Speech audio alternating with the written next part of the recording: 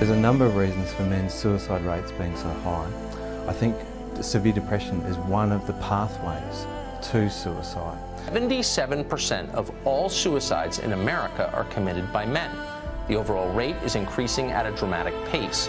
Between 1997 and 2014, there was a 43% rise in suicide deaths among middle-aged American men. The rates are highest among American Indian and white men who kill themselves at about 10 times the rate of Hispanic and black women.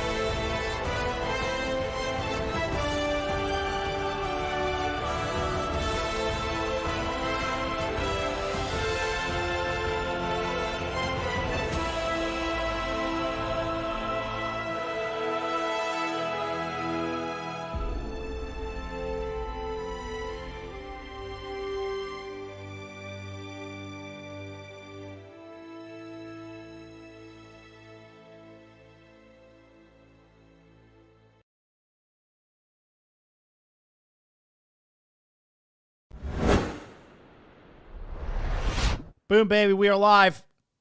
God damn it. I'm so handsome. How's everybody doing today? Welcome to Inner Game July. Congratulations, you made it. We did it, boys. We did it. The Inner Game July challenge is over, and I got a shirt for you out there. Take a look at it. Pay the costs, be the boss. Now, here's the deal. You out there, you know, if you paid the costs to do the work this July. You know what you did. You know if you did it right. You know if you did it wrong. Okay? And if you paid the cost, congratulations, you're a boss. Now, here's the deal, right? For me, Inner Game July is like basically inner hot dude life, MLD, everyday life July. This is just what I do. We made a more of a concentrated effort, obviously, in July, and you guys helped me stay accountable. So congratulations to everybody who did it. We're going to fire up the phone lines here in a second, but we're going to do a little review, and I want to shout out to the winner of Inner Game July. In my opinion, this guy did it the most, and let's see if he's here. We're going to find out. But there is a guy who really rose above, and I'm going to give some honorable mentions as well. But take a look here. So this was the Inner Game July grind challenge. Number one, no eating out unless it's for business, right? So I did break this rule a couple times, not going to lie, just because my life is so busy in Tokyo and like I'm always working on business. No excuses, but I did adhere to this for a large majority of the month. Gym 3 times a week minimum. I crushed that. That like seriously, that like GOAT status, dude. I have gone to the gym minimum 4 times per week this month. I've been living in the gym. Honestly, I looked in the mirror today and I just wanted to have sex with myself because I looked so good. I just got fucking just so attracted to myself because I look fantastic. I'm telling you, there's no better feeling than taking off your shirt, looking in the mirror, and saying to yourself, fuck, I look good. I look good upon my own standards, not what some woman says or some friends say, what mom says, whatever. When you're like, damn, I look good upon my own standards, there's no better feeling. Finish 4 books.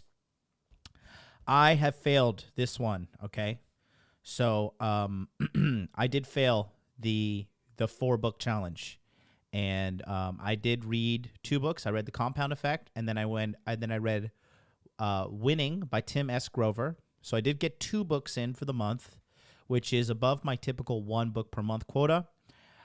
So I mean, if you hate me, well, I'm sorry, I'm not as perfect as you, I did my best, and you know, I had a lot going on this month. Had a lot going on. You know, traveling and just trying to get some summer times in. But you know, the good news is I did read 2 books, and a lot of you guys beat me on this, so congratulations. I really take pride in the gym thing that I did. I was just like living in the gym, and honestly, it's really hard for me to go back. 1 self-improvement activity daily, that was easy. You know, celery juice, red light therapy, Japanese lessons, you name it. Track your weight. So I did lose about 2 kilograms, but then I bounced back. I bounced back up in weight today. Like I started off the month at 85 kilograms, and then I bounced back up overnight to 85 kilograms. I went from 85 kilograms to 83 and some change, and then down to 82 at one point. But I'm pretty sure it's water weight. Like, you don't just gain 2 kilograms overnight. And so, but the physical appearance of me in the mirror is there's a clear difference. Definitely a clear difference. Affirmations, piece of cake. You guys saw my affirmation video. You guys saw my affirmations that I do. And it is great stuff. And then number 7, no negative people, which is just I just don't have negative people. Are not allowed the privilege to come into my life. It is a privilege to be near me. It is a privilege. If you get to step foot into my house, if I pay attention to you for more than 5 minutes, you are fucking lucky. And if you're a negative person, believe you me, you will have 60 seconds max. So that's the mentality you men out there need to have as well. And so let me go back to. So as always, we always break the 4th wall here on my channel. So honestly speaking, this has been the worst month for my channel's viewership since 2019. This has been the worst month. This has had the lowest views. This has had the lowest watch time. This has had the lowest amount of likes. This has had the lowest amount of comments. This has had the lowest amount of donations. This has had the lowest amount of super chats, the lowest amount of subscribers. Every single metric on the analytics backside of YouTube, I have hit all-time lows, okay? Now, what does that mean, okay? So, really, again, read the shirt. This is the new saying. You heard it here first, boys. When everybody else in the manosphere starts copying me, just remember the alpha point. Okay? Pay the costs, be the boss. You got to pay the costs to be the boss. It's that simple, okay? And you know what Inner Game July was? It was fucking time to pay up. And a lot of guys, look, guys, the sad reality is this, man. A lot of guys can't be the boss because they don't want to pay the costs. They don't want to fucking do the hard work. They don't want to. They want to shortchange themselves. They want to try and take shortcuts. They want to do this. They want to do that. They book consultations with me. Then they go book consultations with another coach, and book consultations with another coach. You know, and just trying to seek the answers that they want, not the real answers. And so, it is what it is. I'm really not mad at all. Because, I mean, I know in my heart that the fundamental problem that men have, it's all up here. But what do they want? They're like, I just want the pussy. I just want the pussy. I need some pussy. I need some pussy. I need some pussy, right? But once you fix your mind, everything comes. The pussy comes. The fitness comes. The money comes. It all comes, right? But if you don't do the fixing, it's not going to come. And that's the thing.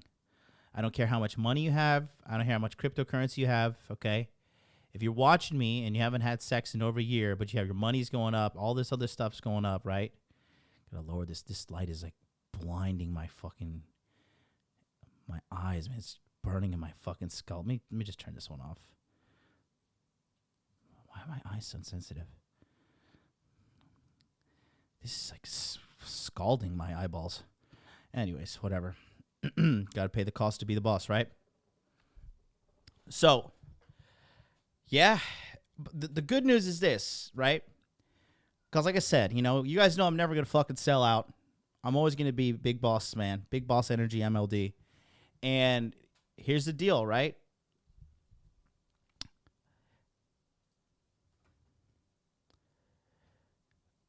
When it comes down to this, right, this lifestyle, right, this way of life,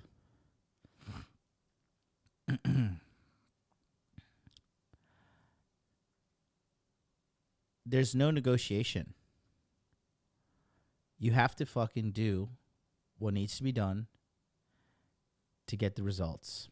Now, what does that mean for you? You there that's actually listening to me right now and taking action and doing what it takes, right? If you paid the cost in the month of July, okay, you have to realize that you have what it takes to get whatever you want in life. A lot of guys, listen, I used to be like you, okay? I used to be like you on the other side of that screen, sitting there, just endlessly watching shit, looking for answers and trying to figure it out. The money thing, the women thing, the weight loss thing, everything, okay?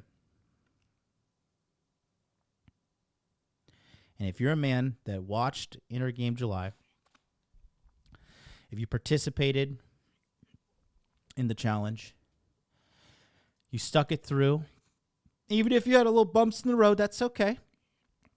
If you had a couple bumps in the road too, that's fine.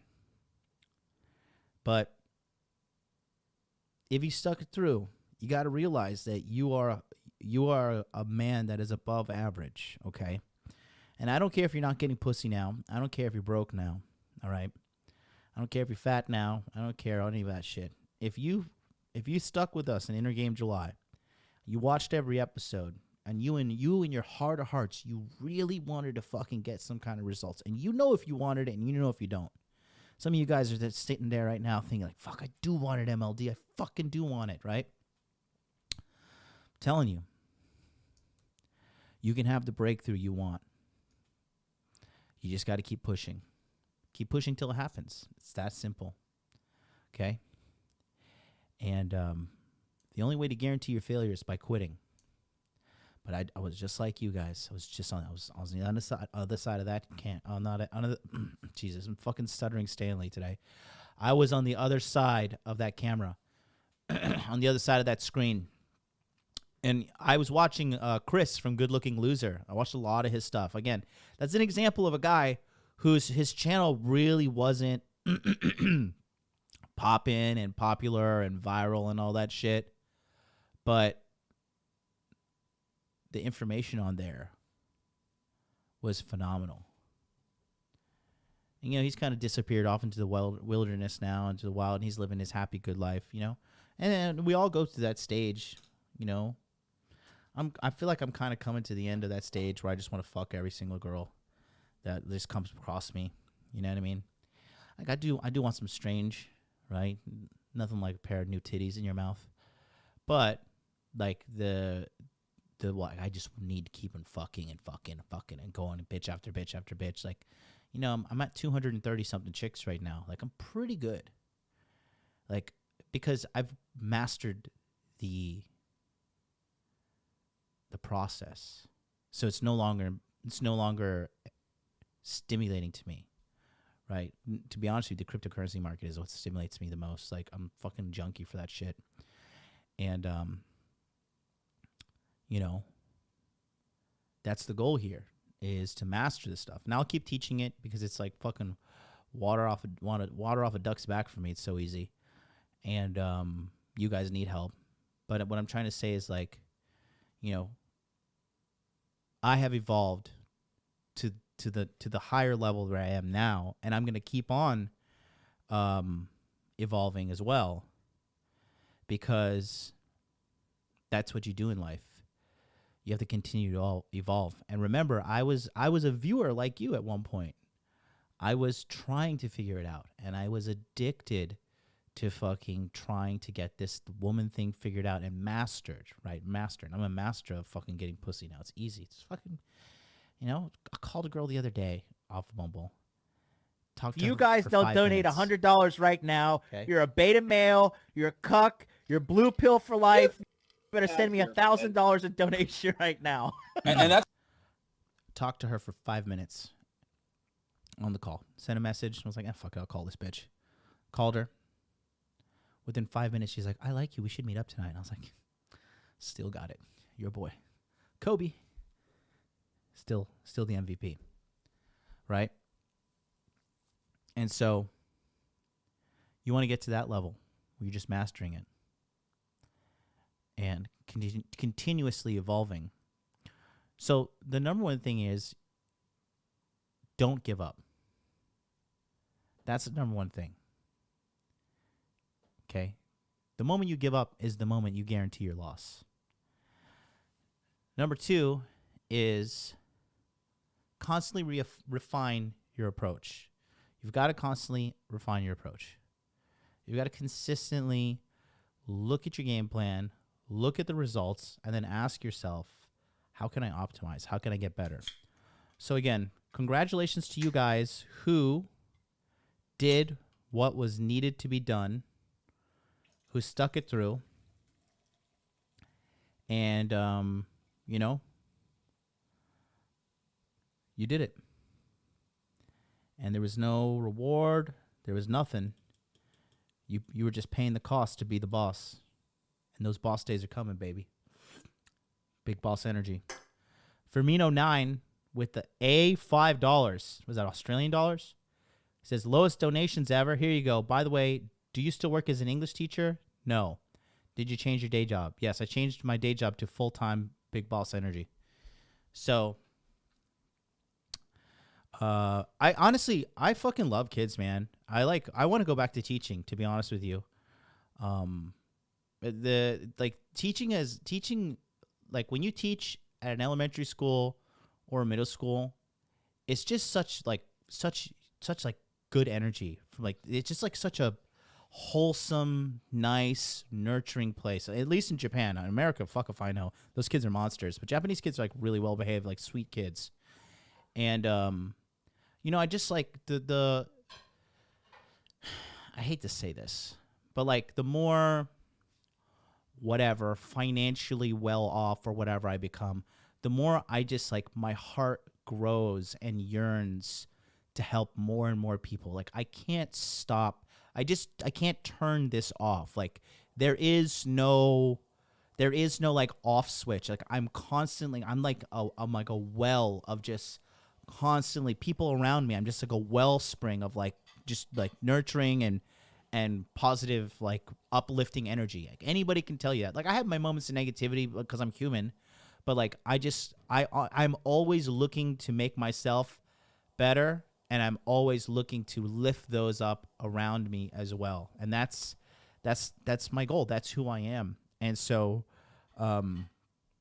you know, I'm looking into, honestly, if I started an English school here, I would make a killing. I would make a motherfucking killing, dude. I would absolutely just smash it because I'm just good at everything I do. So let's fire up the phone lines.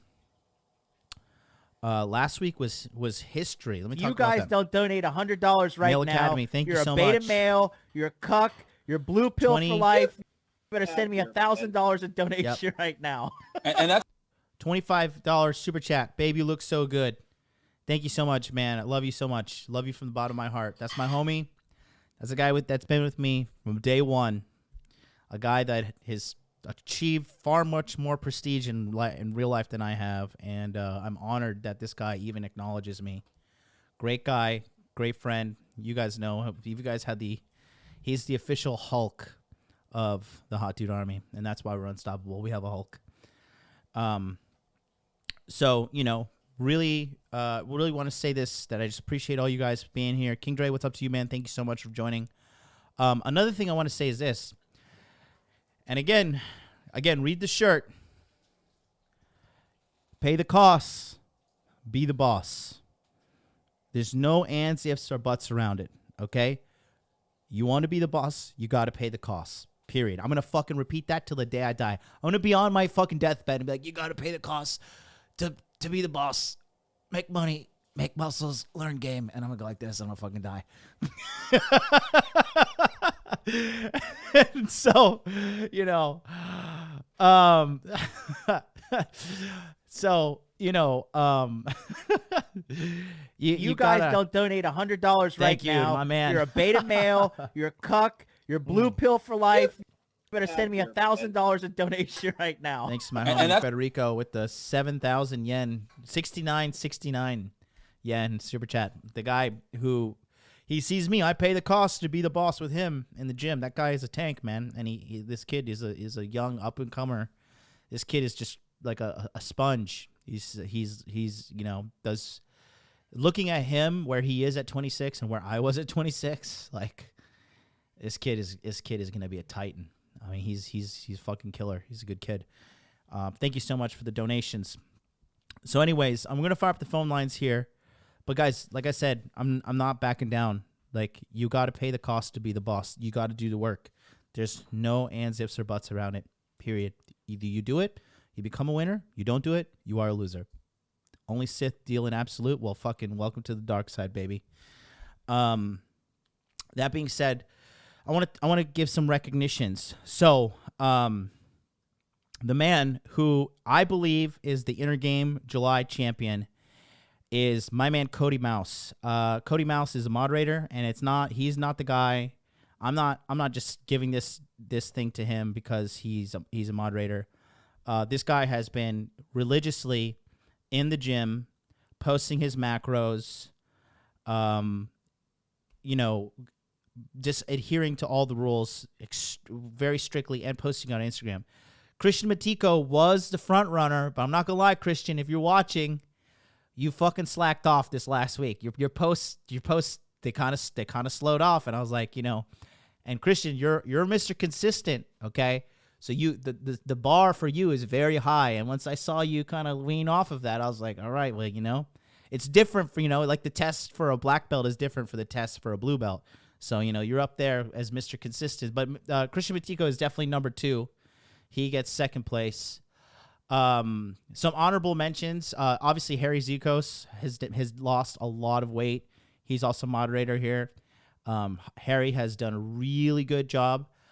Jay Bird, who, you know, he had like a little bit of like a falling out with us in the Patreon and was like kind of, I could just tell he was in a bad spot at the time mentally. He was like, you know, just wasn't being very coachable at the time, but I could see he's still watching and he's working on his anger issues. He's working on his fitness, and I've seen a very big improvement in your physical fitness, Jay. And I really appreciate the consistency too, Jay. You did really, really, really good job. I'm just trying to think of people who came. Phil Good as well. I'm not going to say his real name because I don't think he wants it on the internet, but Phil Good, you know who you are.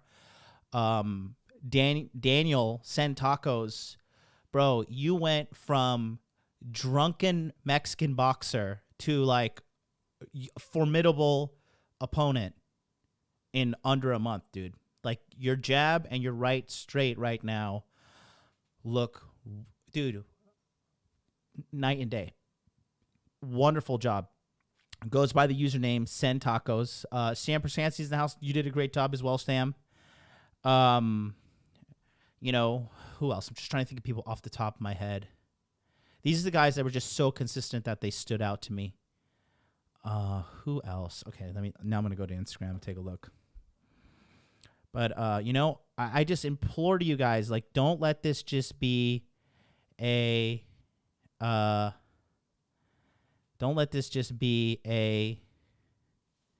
one-time thing. Let me just browse through my Instagram. Oh yeah, Ilimar, you did a really good job too, kid. Nomad for Life, good work. Brent Caldwell, I mean, Brent Caldwell does like inner game life. Like Brent, you talk about somebody who's paying the cost right now. Brent Caldwell is outdoing all of you guys. Brent Caldwell is outdoing all of you guys, and that guy is consistent. And that guy had every failure, every fucking negative bad thing. Bro, this guy got rejected by chicks for 9 months in a row. I'm talking girls would come over, and Brent, you know, we talk about it, so I'm going to just talk about it openly. Like, they would feel his weird energy because he just didn't get it, and they would fucking leave. And that is, like, the most frustrating things. Like, when you get a girl over, you kind of start to get sexual, and then she leaves. And he did that for 9 months. So, Brent, you don't even need a shout-out, Brent. You're the man. You know it. Who else? Masculine Artist, you did a great job. Jaybird, I already shouted you out. Harry. Pablo, do it as well. Oh, yeah, Train Indulge is like the fucking Black Hulk of the Hot Dude Army. Him and Black Hero Status. Harold, you guys did a great job. Chill Dude Life, good work to you, brother.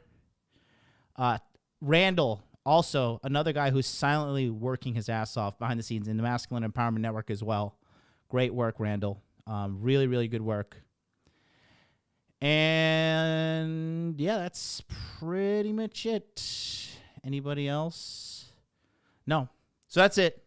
Shout out to you guys. Like I said, if you stuck through this, you know, the Inner Game July, and you know, you did the non-sexy, because it's not sexy what we're talking about. It wasn't sexy to sit here and talk about having fucked up psychological issues which a staggering majority of men do have, and it is the root of all people's problems, right? It's not sexy to sit on here and talk with like Wraith about Frame and you know Paul and all these guys, like to sit here and talk about like the real reason why you suck with girls. You suck with girls because you're fucked up in the head. That's the real talk. You're fat because you're fucked up in the head. You're poor because you're fucked up in the head. When this is okay, this is okay. When this is not okay, this is not okay. Do you get what I'm saying? This is the truth, guys. This is the truth. Anyways, let's fire up the phone line, shall we? Come and get some. Oh, and yeah, and I want to talk about this real quick. One more thing, okay? So, if you guys don't donate $100 right now, you're a beta male, you're a cuck, you're blue pill for life. You better send me $1,000 in donation right now. If you guys want to send a direct donation, you could click that link there, streamlabs.com/Modern Life Dating Channel. I just pinned it to the top of the chat. So go ahead and click on that, and you'll be able to send me a direct donation. You'll get a pop-up notification, and because this one, PayPal, it goes straight to my PayPal, and I get the money immediately. With YouTube, they take 30%, and I have to wait 1 month to get the money. So if you want to donate like that, I'll still shout you out. You'll get a pop-up on the screen or whatever. Please click on that one, and I'll sort you out. Here's another thing, too. Now, again, Dane Erickson, voice actor, says, best content. I came in mid-July, found you through Rule Zero. Thanks so much. I'll tell you what, man. You know what's crazy? I'm gonna go on a little side note here. I'm going to talk about one more thing, then I'm going to open the phone lines. There's a really cool Canadian guy, just like a guy just has like, you know, like just like such pure, gentle, like clean energy about him. Just like very, you know, dialed in, cool guy. He's like, I think he's in his 40s, and he works out at Gold's Gym. And I was just, I'm just a friendly person in general. And it's like when you see another foreigner in Japan, you like kind of like make eye contact, like Japanese people treat you like shit too, right? Like, yeah, I know, like, you know. And so you kind of become friends. You become friends with people like that. Shout out to Edgar Cruz with the $10 super chat. Thank you so much, brother, with the direct dono. Again, the link is pinned in the chat. So I talked to this guy, you know, older gentleman. I would say I would pin him around like mid-40s. Phenomenal shape. Former MMA fighter.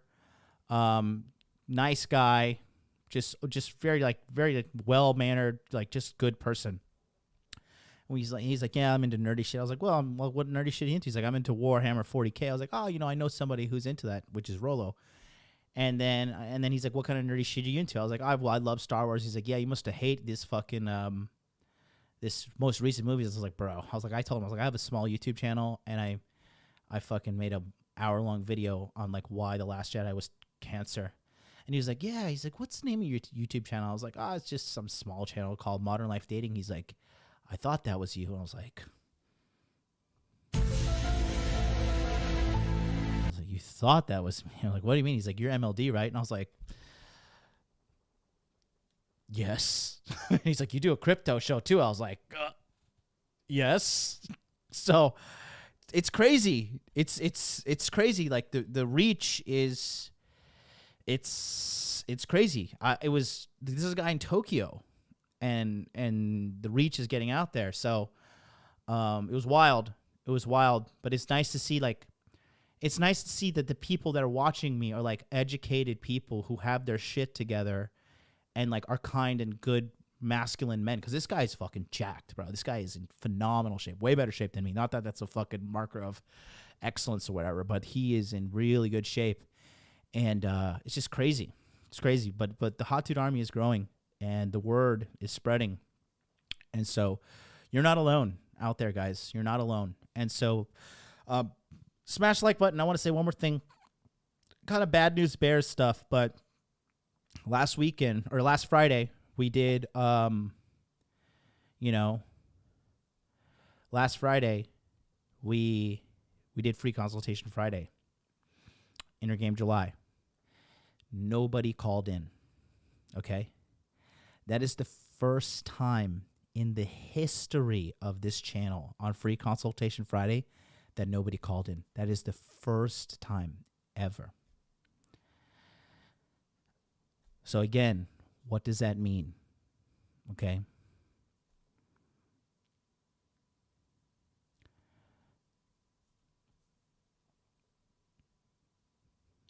A lot of people just don't want to do the work. A lot of people just don't want to do the work. You know? Khabib Nurmagomedov said some fucking deep shit when it came to his way of winning fights. And for all my fellow martial artists out there, especially if you grapple, you'll understand what I'm saying. But he says, when I fight my opponent, I maul them, I drag them into deep waters, and I show them who they truly are.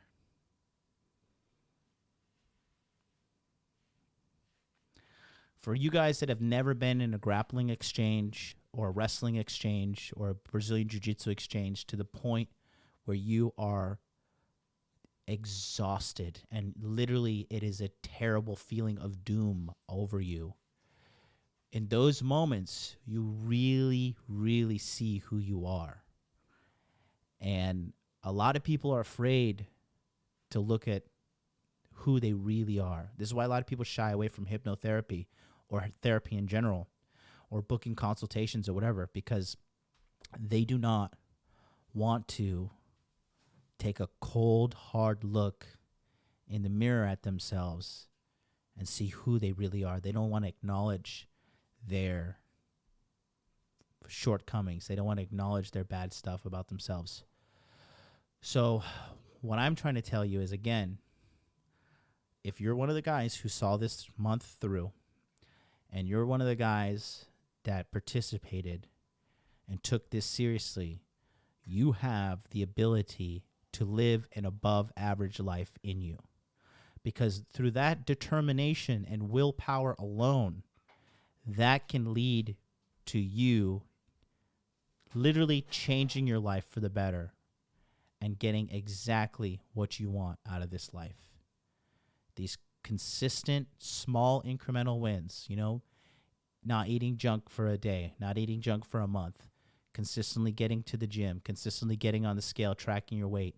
These things are small behaviors that will lead to grand character changes, and character change leads to life change.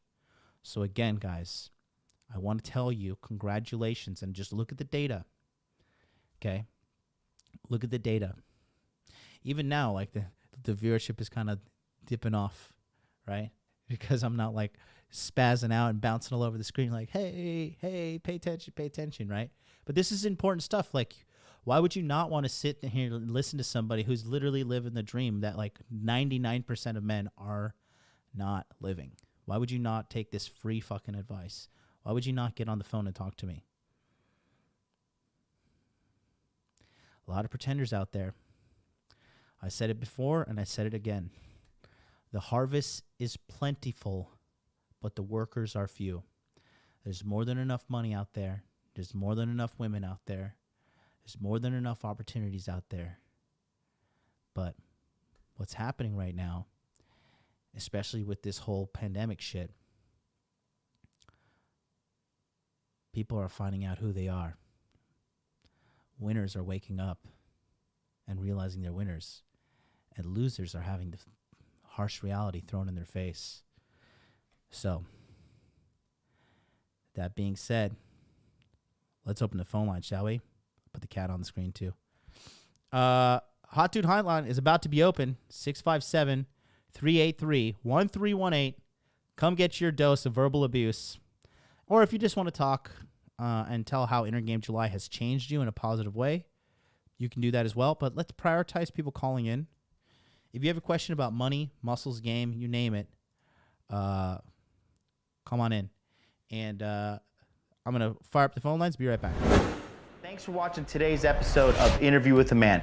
We're going to get right back to the show, but I wanted to take a quick second to tell you about my one-on-one coaching service. If you need help making money, making muscles, or learning game, let me help you. By booking a one-on-one call with me today, you can answer your questions in a timely manner. All you need to do is go to modernlifedating.com/coaching, and we can have a conversation to come up with a plan to fix your problems.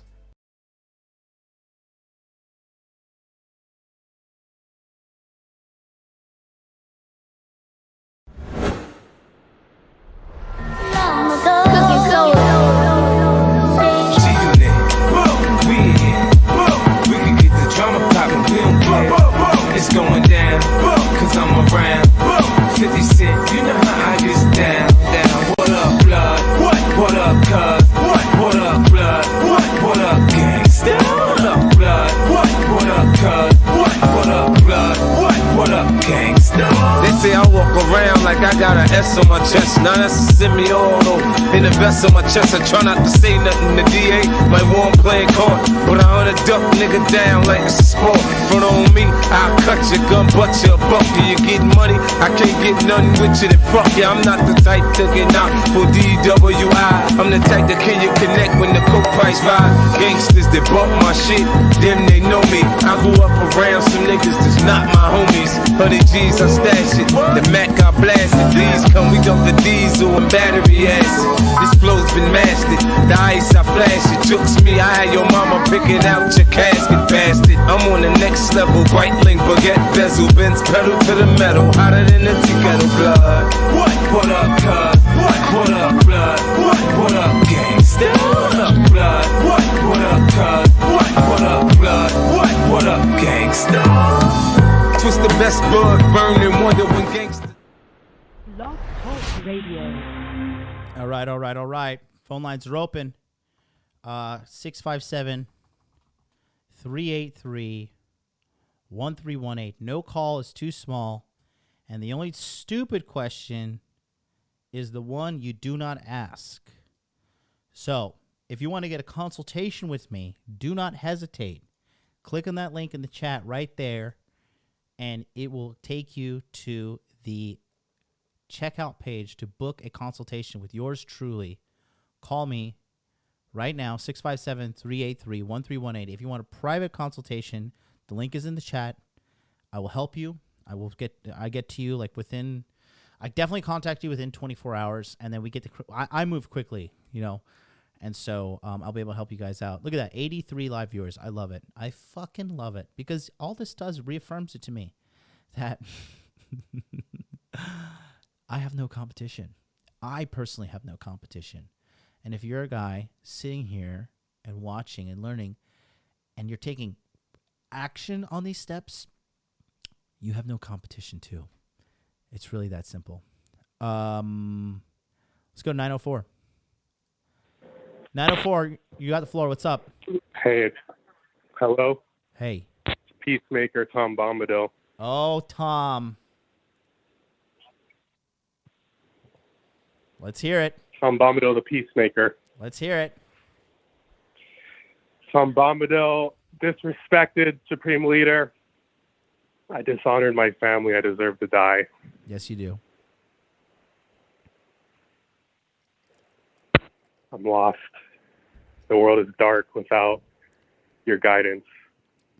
And I'm thrashing like a Magikarp in the desert right now. I don't know what to do.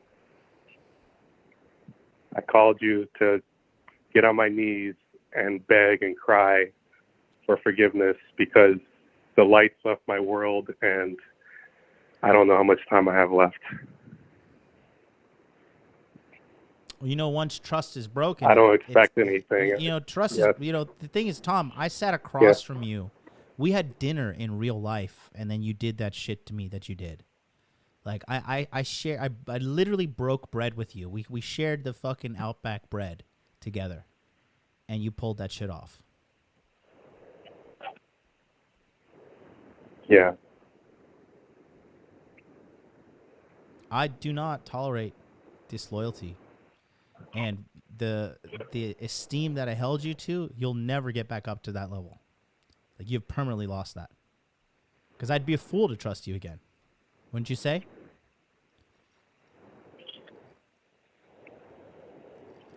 Maybe forgiveness makes things stronger. Maybe for you. So what can I do for you, Tom? You got a question? Nope. Just saying hi. Hope you have a good day. All right. Don't forget to send your I'm sorry money on the direct donation link. Yes, sir. All right. We'll talk to you later. Bye-bye. Bye-bye. Oh, Lord Jesus. Save us all. Tom, you got to send $300 for fucking being an asshole to me. Click the direct donation link. Phone line's open. Unfortunately, Christian Martin, this is not a troll. Shout out to you, buddy. Christian, you're doing a great job. I hope you follow through with what we said, man. Hope you follow through with what we said. I really do, because you have everything that it takes to be a winner, Christian. Again, it's up here. That's your biggest enemy. 657-383-1318. Kyle L with the $10 super chat, the direct donation. Thank you very much. Let's read what he wrote in the thing. He says, you got to pay the cost to be the boss, Supreme Leader. Thank you, MLD, for Intergame July. I'll continue to focus on my main goal to get out of the rat race. Cheers. You are welcome. Read the shirt, ladies and gentlemen. Pay the costs. Be the boss. It's a simple equation. A lot of people don't want to pay. You got to pay. I got excited. I thought Tom was sending his repentance money. Tom, you better send it. Send it. Let's go to 860. Phone lines are blowing up, guys. Call in now. Don't procrastinate. 860, what's up? Hello? Hey. Hey, what's going on, man? Hey, brother. My name's Juan. I'm from Connecticut. What's good? Just to keep it short and sweet, I'm 39. Currently married.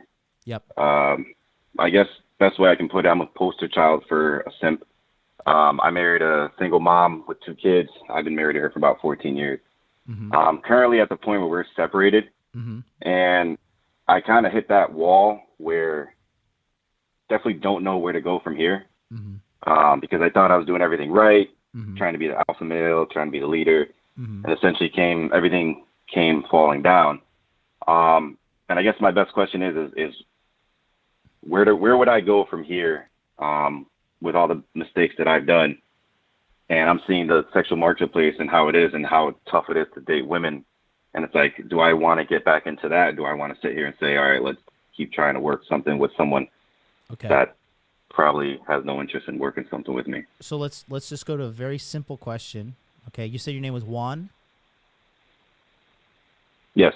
Juan, in your heart of hearts, what do you want right now?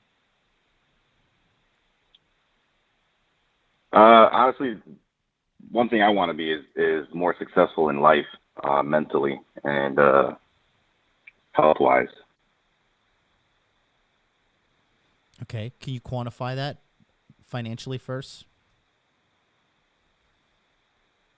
Well, in my career, I work in IT, So I'm a server admin, and I'm making about 85, 90 grand a year. Why aren't you making more? So I've At 39, why aren't you making I'm more? sorry, go ahead. At 39, why are you not making more, especially in Connecticut? To be perfectly honest, I put more time into raising a family, taking care of my wife and her 2 kids, and I put my career on a back burner. So, you got your big boy pants on? Yeah. I'm gonna be rough Lay it on on you. me, man. I'm gonna be rough on you. So, you put this woman and her children before you, which I understand. You seem like a nice guy. You seem like a good person. But now, look what happens when you put a woman and some other man's children before your needs. You're calling in to get help from 100%. from a stranger on the internet who has 89 people watching this shitty channel.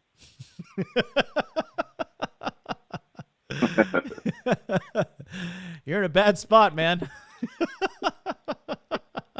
Oh, trust me, yeah. I hear you, man. Like I said, man, lay it on me. I at a young age, I wish people like you and other people that I listen to were around, because I had no one say, hey, this is a bad idea. Like, you don't want to be in this situation. Yeah. And at that age, I was seeing things a little bit different. I figured, oh, maybe this chick has 2 good kids. Maybe she'd be a fit mother. And that was a huge letdown and a huge mistake that I'll take ownership for that. So, what do you want now? You want to make more money? Yeah, make more money, and just be mentally free to be able to just do what I want. What do you want to do? Travel, get some cars. Mm-hmm. Not necessarily. My thing is, I dated a lot of women before I got married, before I settled down, and that was kind of like the drive to want to settle down. Was I dated a lot of chicks, and it was all the same bullshit. Just they didn't know what they want. Just a lot of mind games and whatever. And then I came across this one woman. I thought that was the one, and sure enough, 14 years later, I'm sitting here saying that was a mistake. Listen. I want to point out something that you missed. The reason you went through a lot of bullshit and the same old bullshit with all these other women, do you know why? No. My only answer was I was just chasing pussy.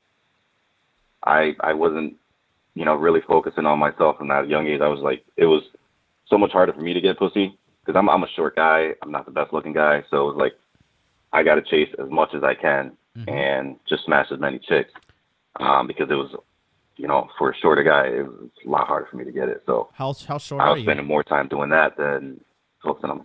What's that? How short are you? I'm 5'6". Bro. Okay. First of all, if you put on some like fucking insoles, you'll be 5'8". Tom Cruise is 5'8", so you're not that short. So that's definitely a hang up in your mind. Okay. We got a guy in our community, Jeff, right? I make fun of Jeff because Jeff's 5'3", and he wants me to feel sorry for him. And Jeff is like a little fucking Oompa Loompa, right? He's a little guy. But let me can you see the screen right now? No, I have it on pause because I'm calling you from my phone. I was watching you on my phone. Right, so the video is paused, and I wasn't sure if it was going to overlap the sound. Well, let me just show you this little Oompa Loompa that went on with. Back look at this later. Jeff is 5'3" and went on a date with this fucking smoke show. Okay. This girl is a hard 7. Okay. So height has nothing to do with it. Okay. Does height make things easier? Yeah, but at the end of the day, if you're 6 foot tall but you're a fucking pussy, it doesn't matter what the fucking woman thinks of you in regards to your height. She's going to hate you because you're a bitch ass inside.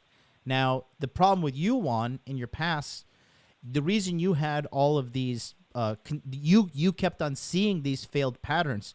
The only consistent variable in those relationships is you, Juan. So the problem is you, right? And again, we're putting our big boy pants on today, so that's why we're just being very direct, right? So that bro, I don't mind being like people being blunt with me and like I said, laid on me, and yeah, I never had people tell me what I was doing wrong. It's like, oh hey, you're be happy, dude, go ahead, do your thing. It's like, nah, bro, like tell me the real thing. Right.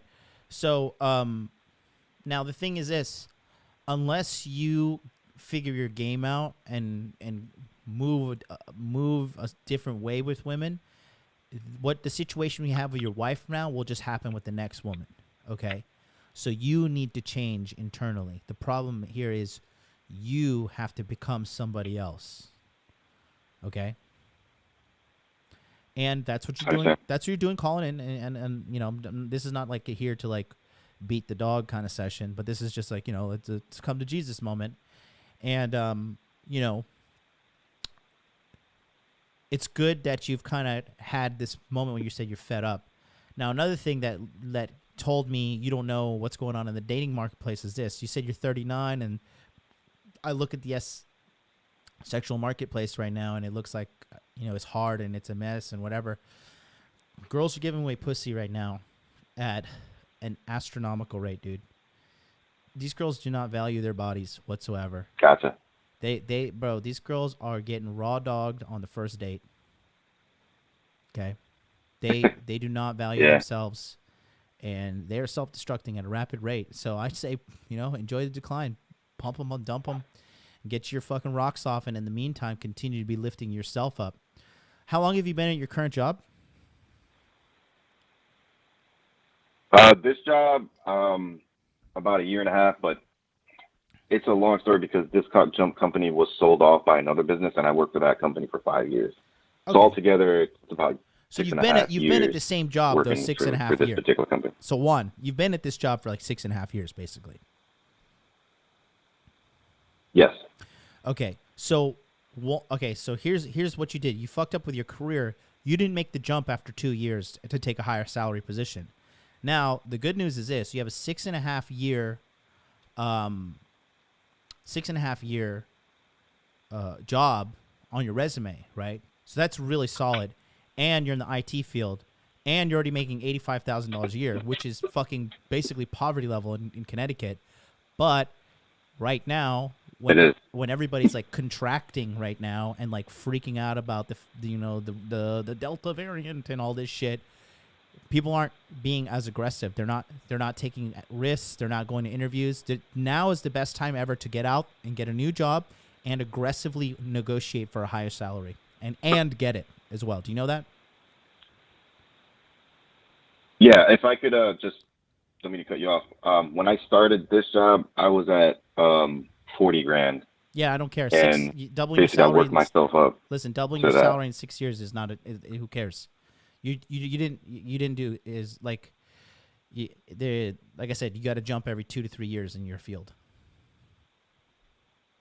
Gotcha. Okay. 39, you could be at $150,000. So I just have one more. Yeah, there's no rush, man. There's no listen. One more question. There's no rush on my end. I don't know if you got to go, but there's no rush on my end. No. I'm sure there's another guys that have some good stuff for you. So you got to put these people before you. You got to put these people before you too. Mentally. Listen, I'm talking to you. Pay attention. You're not going to control this frame of this conversation. If you want to learn, I'm controlling the frame. Okay. Look what you're doing now. You're worried about some complete fucking stranger on the other line, and you're putting this guy before yourself right now. Do you see what you're doing? Yeah. Be selfish, bro. Take up my time. I want you to win. I see what you're saying. You have a good mindset, bro. You have a very good mindset. Go ahead.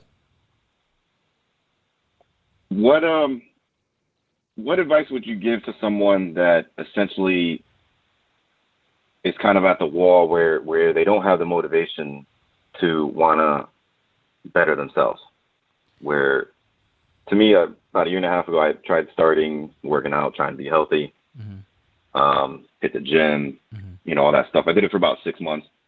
And then as I keep getting into this issue with my marriage, I just said, all right, fuck this. It seemed like no matter what I do, I'm going to lose. what's the fucking point? And I've been trying to fight to get that motivation back to do something better with my life. Right. So the biggest problem is you're relying on motivation to get your shit done. Motivation is for children, bro. Motivation is like for losers, okay? You don't need motivation. You need discipline, okay? Motivation is a luxury. Gotcha. Yeah. But the backbone of all success is formulated on discipline, okay? There are some days that I do not want to turn on this fucking camera and do this shit. There are days, dude, I am human. There are days where I feel bad and I just like don't want to fucking do the show. Or I'm just like, I'm not in the mood. I don't want to fucking do this. I don't want to fucking make a thumbnail. I don't want to deal with YouTube fucking suppressing me. I don't want to deal with this shit. But the moment I take my foot off the gas, this channel starts to die. So I have to show up and do the work. I see what you're saying. I was looking at it different. I know you were. But motivation is a luxury, okay? If you develop discipline, then you have motivation, now you're talking invincible. Because when I'm motivated and I'm disciplined, I'm very fucking hard to kill. It's going to be very hard to beat me. It's going to be hard to beat me on just a regular even keel because I'm fucking disciplined. But if I'm disciplined and motivated, I'm coming for your fucking throat. And that's and not like I'm saying whatever my goal is, whatever I want to win at. If I'm disciplined and motivated, I'm getting that shit. I am getting it. I am dangerous. So you need to cultivate that discipline so you can become dangerous. And another thing is this. I'm pretty sure you're doing the gym and you're trying to do all this self-improvement to chase this bitch's attention or chase this bitch's validation. Am I true or false? 100%. Correct. Once you start, oh, look at that. Wraith is in the chat too. He says it. Start doing it. Once you start doing it for yourself, then the real fucking, the fire starts to burn. Okay? Everything I do is for myself. Everything I mean, I'll do nice things here and there for people because, you know, they're worthy of it. But the majority shit I do in my life is for me. Because I know fundamentally, Juan, when I lift myself up, everybody around me gets lifted up because I'm a man, and that's what men do. So you need to change your motivation. I see where you come from. You need to change your motivation for who you're doing it for, Juan. Do you understand, brother? Yeah, man. I understand what you're saying. I'll tell you this, too. I coach a lot of men, okay? And you have a very good mindset right now to turn your life around, okay? I want you to carry on through this Friday, throughout the rest of this day, and I want these words to echo with you, okay, in your mind and in your heart. You have what it takes to turn it around. I talk to a lot of fucking losers, okay? I talk to a lot of fucking losers, guys who pay money to me and argue with me in consultations. I've coached over 3,250 men in the last 2 years, okay? I've turned people into millionaires. And I'm telling you right now, bro, you have what it takes to turn it around. You're asking the right questions and you have the right attitude. And it seems to me like at 39, you're just fucking fed up. You can have the life you want, but you got to fucking... Yeah, man. You got to pay the cost, buddy. All right, man. I appreciate your words. And thank you for your time. I'll take a look at your courses and set something up with you. Book a consultation. The link's in the chat. Or join my Patreon, the group chat. But book a consultation to get your weather vane pointed in the right direction, and then we can optimize from there. And I can help you.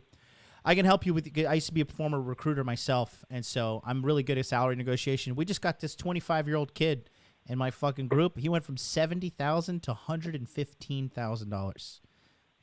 Because this kid's been listening to me for a couple years now. It's surprising if you listen to a guy who's financially doing okay, you're going to get fucking results. It's like kind of a mind-blowing concept, but it's working out so far for the guys that listen. That's awesome. Yeah, I definitely hope I could be there.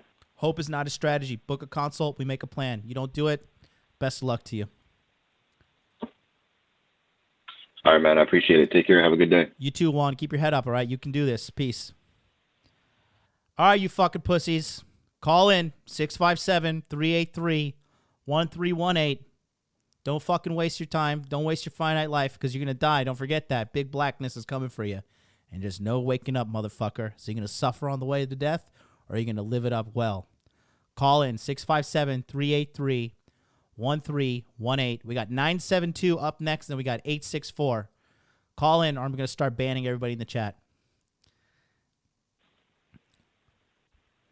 972, what's up? All right, hey, John. Hey, John. Hey. How you doing? I'm good. What's up? So I'm the kid who called about 2 weeks ago with the stupid communications degree. Mm-hmm. Mm-hmm. And I couldn't make it last week because I think you saw my message that my dad went into surgery. But I'm here today, and I've got my plan that you wanted me to make. Okay, let's hear it. All right. It's got more or less 9 steps for right now. It's basically a year plan. Okay. First, I booked a session with Ryan Christensen. Okay. And that's going to be happening later next week. Okay. And then I'm going to get my copyright mentorship, which I'm still negotiating, should be coming this month. I'm also joining other groups. I started joining a bunch of other groups as well because I'm taking that copyright very seriously because the those steps to get my clients. And I'm reaching out, and I've sent out a few free things to people that I want to do work with in my niche, and niches that I want to work with. I listed out which ones I want to do. And then I need to be making $5,000 to $10,000 a month by December. Mm-hmm. And then basically when I go back, I finish out school because I did give my word to my parents that I was going to do that. And I do think that actually does puts me in a better position because, one, I will be able to spend time away from where the security is, basically, which is my family, as much as I love them. Mm-hmm. But I'll be with friends, I'll be with guys that I know that can, much better friends than I've had before, that they are actually, at least real men and not simps. Mm-hmm. And they basically want me to join part-time, basically with the security on campus, which is something that basically helps me hang around guys like that. So are you rambling right now And I or also not? have, What do you think? already lined up. You rambling right now or not? What do you think?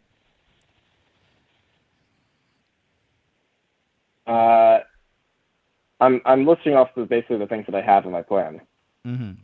and just the reasons why. Mm-hmm. Did you talk to? So join security on campus. Did you talk to John from Bulldog Mindset? Did you sit down and talk with him because you're part of his community? In Bulldog Mindset? Oh wait, you're not the ecom kid writing books on how to not make money, right? You're the rich kid, and then you're doing the degree for your boomer parents. Yes, pretty much. Okay. Yeah, that guy. All right, so okay. All right, so what do you got for me? Let's hear it. So you're joining a club. I also have a photography internship. Photography internship. Why? Because it is something that I'm interested in, and I do think that it's a skill that I can still utilize. There's no downside to me to that kind of an internship. Yeah, I could tell you a million downsides. There's fucking 15 million fucking photographers in America. You're just entering a market that's completely saturated. What's the benefit of you learning photography? And speak efficiently. Come on, let's go. Well, since I would build my own brand for both either copywriting or for my other interests, photography is something that is a skill that would help myself. It's not really one that I would freelance unless I wanted to actually go into photography for models or something like that. So you're learning to take which I know is already. Listen, you got to learn to answer questions efficiently so you don't piss off people who won't value their time like me. Why are you learning photography? In one sentence, go. Because I need an internship to graduate, and it was convenient. Okay, so you need an internship to graduate. I will allow that. Next question.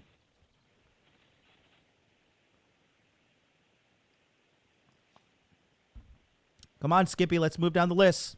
And basically, the rest is graduate, and get my first apartment in Naples or Miami. But basically, I am doubling down on my copywriting as my way to make income.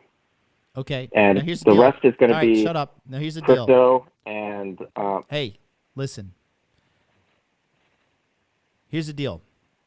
If you are going to really, really commit to copywriting, you can make some serious fucking money. But I mean commit like a real man. Not commit like call in and feel embarrassed that I humiliated you last week, so you're saying this to feel better about yourself. But if you really commit to copywriting, dude, you can make, like, there's a copywriter that I follow.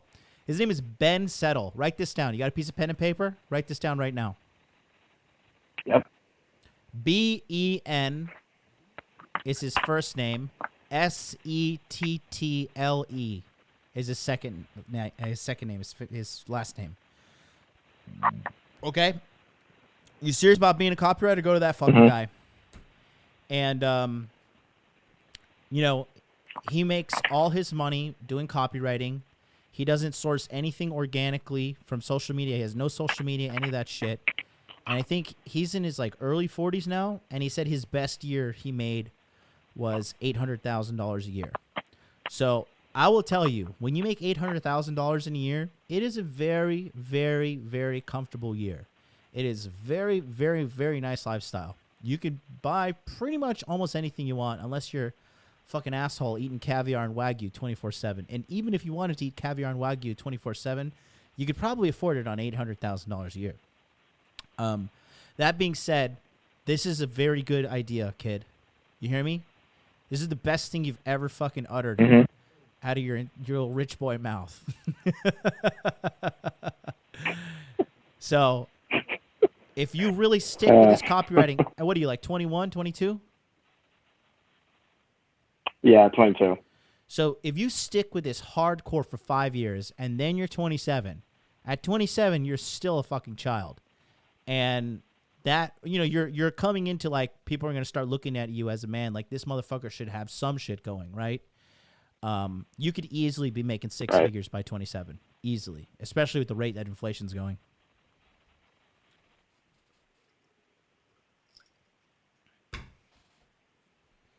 Yeah, and that's the thing that does get me off my ass. I mean, this basically, when I did call in originally, and you did say the things that you did, I wanted to thank you, even though it really did piss me off. Good. I'm not here to fucking because it did actually get me off my ass to really wake up. It pissed you off because you know I was right. You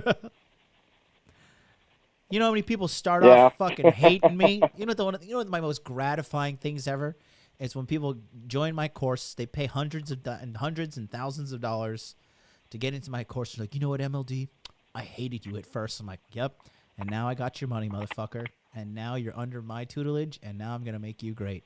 So you're welcome. Let's get this thing started.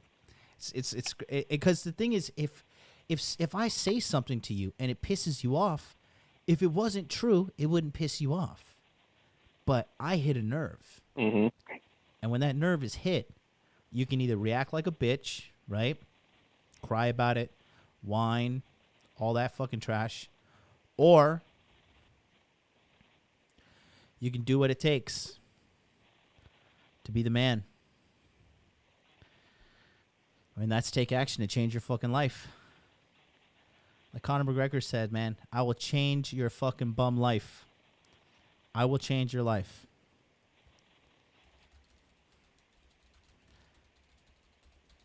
No, I believe it.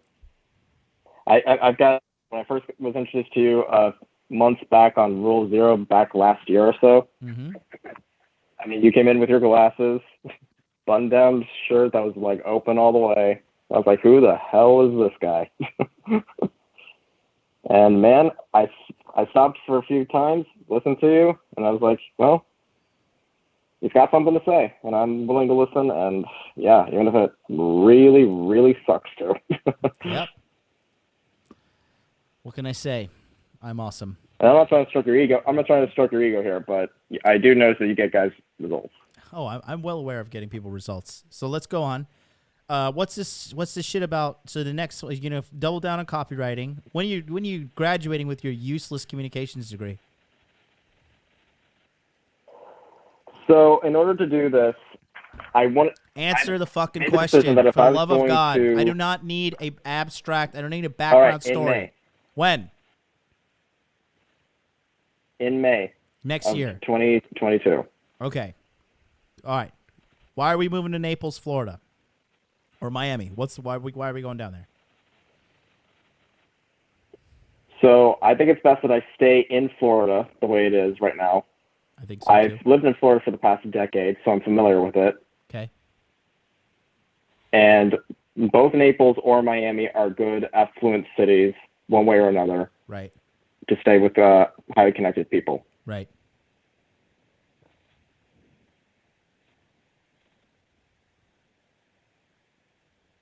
So that's why I chose Naples or Miami. Good. What else is on this list? Yeah. Oh, excuse me. So basically, once I get my first apartment, then I guess it's revamp the plan. But anything else that I'd be doing on the side is crypto. I was in a Q3 course, and I'm going through those videos again. I'm getting connected with guys that are in an e-commerce group. A guy approached me who was interested in my interest in fashion. Guys who could be potential clients. And if not, just other guys that have similar mindsets than just hanging around. It's a very good idea. Don't get too much. Don't get too expensive an apartment, okay? No. Yeah, like the apartment and like my car, all that's. I'm gonna be saving money for at least a few years before I start buying nice things. So refreshing to hear that. And I also told my dad just the other day that I'm going to be taking care of my payments for both my phone and my car insurance from now on. Good. That'll put some hair on your chest. The sooner you get off mom and daddy's tit, the better.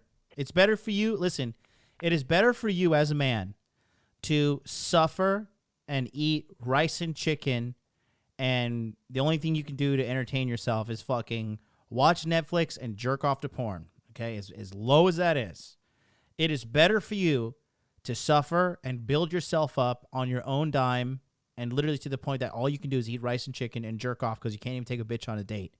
It is better for you to do that than to take $500 from mommy and daddy here, $1,000, pay my rent here, buy me some shoes here, because that just chips away at your manhood. No, it does, and I feel it. Good. Yeah. So that was the 9-step. That was the plan. And I really am doubling down on the copywriting. It's good. You should join my Patreon and get into the monthly group session. It's $100 a month, and you need to start listening in. It's on the second Sunday and the fourth Sunday of every month. And I usually do bonus sessions because I really love the guys in my Patreon. I love those guys because they actually give a shit. Spaces are running out. There's 68 members, and it's capped at 100. And so I've actually I've made like my mind up that I'm gonna fill it up and get this number to 100. So there's only 32 spots left. They will all be filled up soon. And so get in there, and it's like I said, it's $100 a month, and start just hanging around digitally with winners, guys who are going shit. Because we're in there talking about $1 million deals. We're in there, guys who are breaking into the cannabis industry. Guys are fucking negotiating massive salaries, crypto industry, also women and stuff like that. But the two biggest things that are going to help your masculinity is 1, having sex with girls, right? And 2, making money. Those are the 2 biggest things that are going to help you with your masculinity.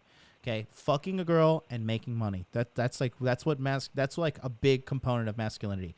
Gym, like I know plenty of guys that are jacked as fuck in like miserable gym cells.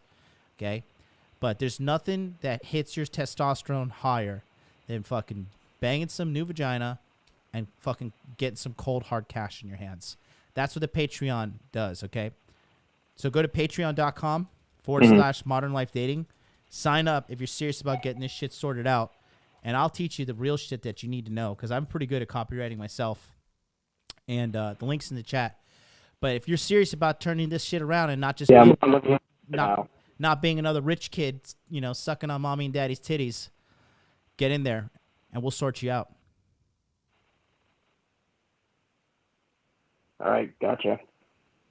Okay. Anything else? Appreciate it, John. No. Otherwise, thank you. And let me tell you something. You've earned a very special privilege today. I'll be able to say thank you again. Listen. You've earned you've earned a very special privilege today. Okay, so I want you to really sit back and soak this up because this is a very monumental moment in your life. I actually want to know what your name is. I actually care now. So, what's your name? Samuel. All right, Samuel, you better fucking call me back next Friday. Just dead ass, okay? I will. I want to update. I don't care if your update's like I fucking ate Oreos and I thought I was a loser and I cried for a day. Call me back with an update next week, Samuel. Do you understand me? I will. What are you going to do next Friday? I'm going to call you next week. Okay, and why? To update you on where I've gone in a week. And why are you going to update me on where you have gone and done in 1 week? Why are you going to do that? To show you what I can do in a week. And why do you want to show me what you can do in 1 week? Because I'm still pissed from the other few weeks, and I still think I need to show you more than just my plan of what I can do, and I have to show you what I can do in a week, what results I can get. So the answer I'm looking for is I want you to be doing this for you, not for me. You're talking about proving me wrong and proving yourself to me, but the answer I'm really looking for is I want to hear you say I want to change my fucking life. I want to be a different man. So think about that and then call me back next week and we'll talk. I'll ask you that question again, okay? All right. All right, buddy. Peace out. Good work, Samuel. Good work. I have more respect for you than I do Tom Bombadil, who is sending me messages on Telegram saying, I do not want to be your pay pig. Well, Tom, you are my pay pig because the cost of betrayal is high, you traitor. So you can send that $300 or you can go and fuck yourself. Not that I need your $300, but it's the principle, Tom. It's the principle, okay? You got to pay me back the 30 pieces of silver, you fucking Judas. Anyways, let's take a moment to have, I do believe that we're going to have a moment of uplifting, positive content here for all men watching. Take a look at the screen. I do believe that the act of getting vaccinated is the very essence of what the Bible tells us when it says, love thy neighbor.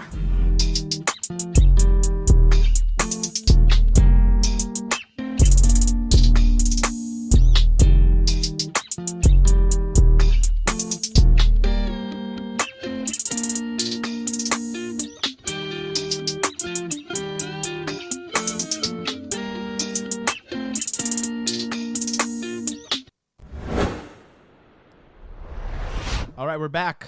That was our public service announcement. Let's go to 864. I do believe 864. What's up? Hello, can you hear me? I can hear you. Hey, Jonathan. What's up? This is Vishad from the Masculine Empowerment Network. What's up, big guy? You've been doing a great job in Inner Game July as well. Thank you, thank you. Yeah, I kind of dropped off because of a fucking tooth infection, whatever. Shit happens. Go ahead. Yeah. So basically, first of all, I just want to say the Masculine Empowerment Network has improved my life exponentially. Like, I've just been so happy lately, man. Just in a good mood, just going forward in life. Dude, I've been making so much money too because of like just the mindset things that I've been getting from there and from Cultivate Crypto. You're doing good work, kid. You got to keep going to the gym though. You're like, skinny Indian fat, right? So we gotta get you up to like bulky fat and then lean down. I know, because I used to be skinny Indian fat too. I'm half Indian, you know that. Yeah, I know, man. It just looks disgusting. Yes. Yeah. So basically, I wanted to like tell you my plan for like the future for the next 2 years, probably. Mm-hmm. Go ahead. Like, okay, so right now I'm kind of making money like via Axie Infinity. That's like an NFT game. So I'm making about like $1,000 a month, which is not a lot, but in Surinamese terms, that's like a lot. So I'm saving that up, like putting it all into USD, like stable coins. Mm-hmm. And when I have a decent amount, I'm planning on getting onto Josh's program, so I can be a super coder. Yep. Shadowy super coder, represent. One's in the chat if you're a shadowy super coder. Hell yeah. Yeah, so I just want to get a remote programming job, like minimum 60K. I would be very, very happy with the 40K to 60K job. And when I get that, you, then I want to move to Japan. Vishant, how old are you? I'm currently 25. Okay, so let's bump that number up to 100 grand. Okay, the target is 100 grand. 100 grand. Okay, go ahead. You can do this, by the way, kid. Okay. You definitely get like you. You can pull this off. This is not hard for you. You can easily make. I'm gonna tell you right now, from what I know about you and what I see, you could easily make $250,000 a year if you apply yourself. Okay, you're Indian, for fuck's sake. Come on, you're a genius. Wow, man, that's an insane number, man. I would literally be top 0.1%, like in Suriname. Mm-hmm. Keep it going. Jesus. Yeah. So basically, like once I get the remote programming job, I just want to move to Japan. Mm-hmm. I've been looking at like Sapporo because the cost of living isn't that high there, so I'll be able to funnel most of my income into crypto, and then I'll just go from there. Yeah. There's one problem with what you just said. I want to live in Sapporo because the cost of living is low. We do not think like poor people on this channel. You do not make future decisions based upon future implied poverty, okay? And you could live in dude. You can get places in Tokyo. I used to live in a pretty decent sized place in Tokyo. It was 86,000 yen a month. So, and it was a nice place. $783 in central Tokyo. $783 a month. And it was good. I had a lot of sex in that apartment. I fucked a lot of girls, and life was good. Everything was set up nice.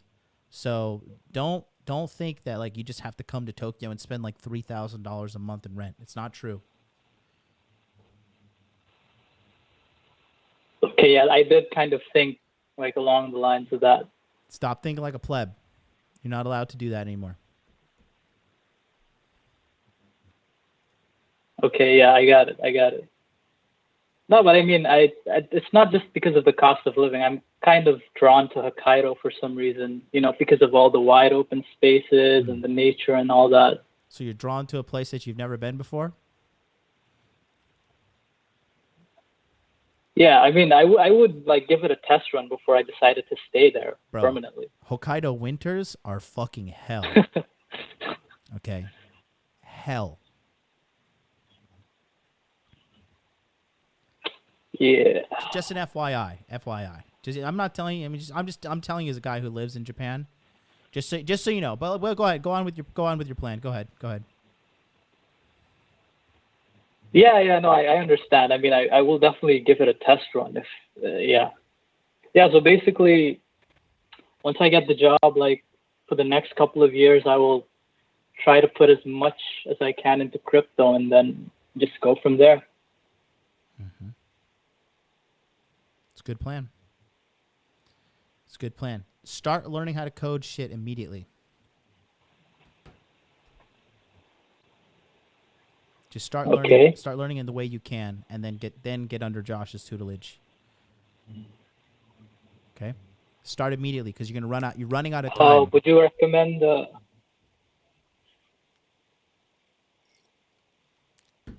ahead. Oh, sorry, you cut out there for a second. I just said get your ass going, get moving. Are there any programming languages you would recommend to start with? All of them. I don't know. Fucking Python, Java. I mean, I really don't know. To be honest with you, Ruby Rails I heard is good, but I really don't know what the fuck I'm talking about.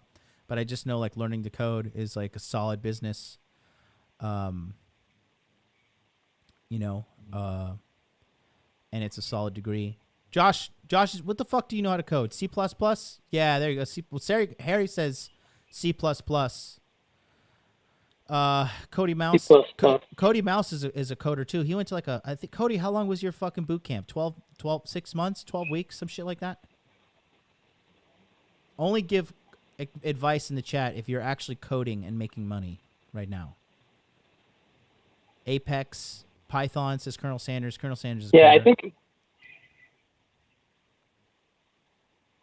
I think Cody is the one who kind of inspired me to follow this, like start looking into this plan. There you go. eLive programs. Yeah, you talked about him in one of your shows. Yeah, Cody's the fucking man, bro. I've played Call of Duty with Cody. eLive program says the language doesn't matter. You learn one, you learn them all. You just need to learn. If you can do one language, you're fucked. So there you go. Just send, you know what you should do? Just book a consultation with Josh and just have a conversation with him. Or ask him in the masculine empowerment check. But just go pay the money and go fucking talk to him. Because it's not like you're paying money for to see some girl's asshole on OnlyFans. You're paying money to ask a man how to make 6 figures. Do you see what I'm saying? So it's an investment in yourself. Yes. I will get on that as soon as I can. Yeah, and another thing is look, if you're watching American Baller in Tokyo, my life, don't think like all the fucking poor people in Suriname, right? If I went home and told my uncle in Trinidad, my uncle's making money out there, but if I told him what I was doing, he would give me his I live on Trinidad, let me give you my financial advice shit. And I love my uncle, he's a great guy. But it's not applicable to the world that I live in. And so you're taking a look into my world. So don't think like fucking Suriname people when you're like, oh, I got to save money and I got to do this and that. Invest in yourself. You got to shed the thoughts process of all the people around you because they're not doing shit with their lives. And it's harder for you because you're in a poorer country. Yes, that is true. You're looking at people you're looking at I literally live in the most expensive city in the world, Tokyo, right? And so you got to listen to what I'm saying when I tell you these things. And like I said, book a consultation with Josh and talk to him. And Vishant, start now, Vishant. Start now. Start fucking yesterday if you can. But start learning this shit because you want to make this money as soon as possible, kid.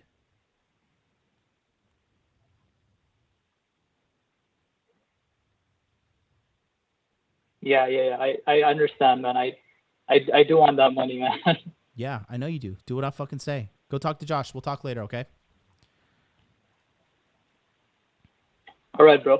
Peace Have out. a nice day. You too. He's a good kid. Let me show you guys. You men out there that are feeling sorry for yourself and feeling hard. Somebody sent this clip to me, right? Let me show you this shit.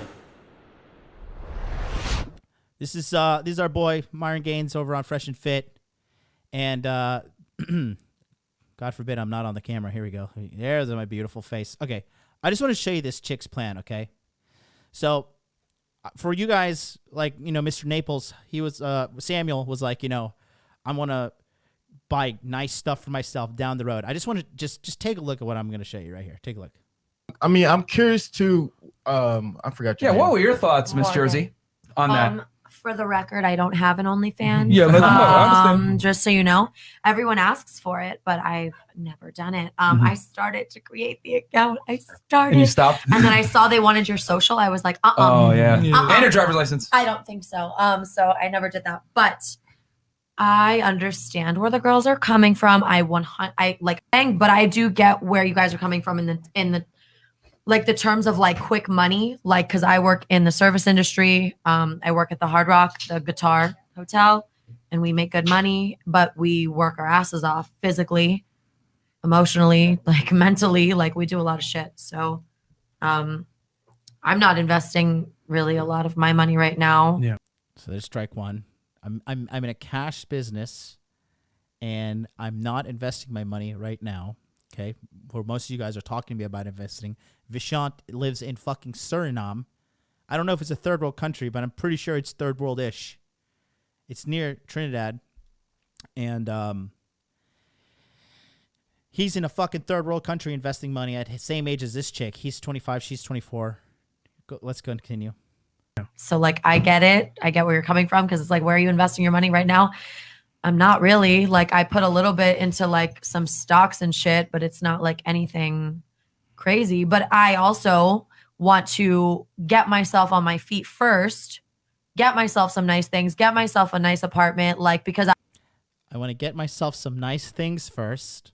So I want to waste my money. And then I want to get a nice apartment, aka I want to create more financial liability for myself.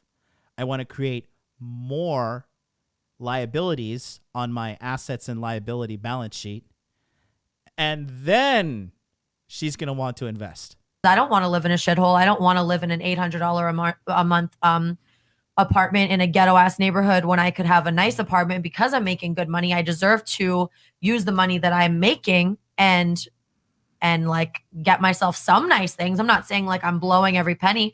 I'm saving things. I'm building my credit. I bought like a fucking car. I got a nice apartment. I bought a car, depreciating asset. I'm saving money, depreciating asset at the rate they're printing money. And in the future, maybe if I keep profiting, sure, I'll take that money and I'll look into investing or, people who can do it for me, or just building upon that money. But right now it's like, also as a young girl, I mean, I'm 24, but as a young girl, you have to get on your feet first.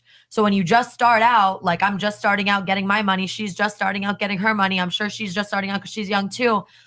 We have to get on our feet first. So however we choose to spend that money in the first year, 2 years, I mean, that's up to us, but like you have to establish yourself first. You have to establish yourself by creating more debt and creating more financial liabilities. So you have to make a bigger hole to dig out of. The funniest thing about this for me is how confident she is as she fucking says this. This bitch thinks she's fucking right.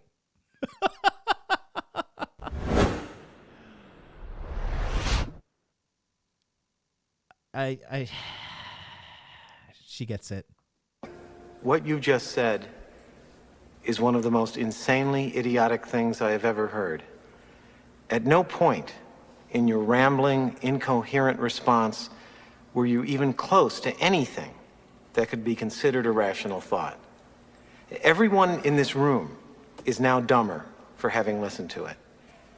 I award you no points, and may God have mercy on your soul.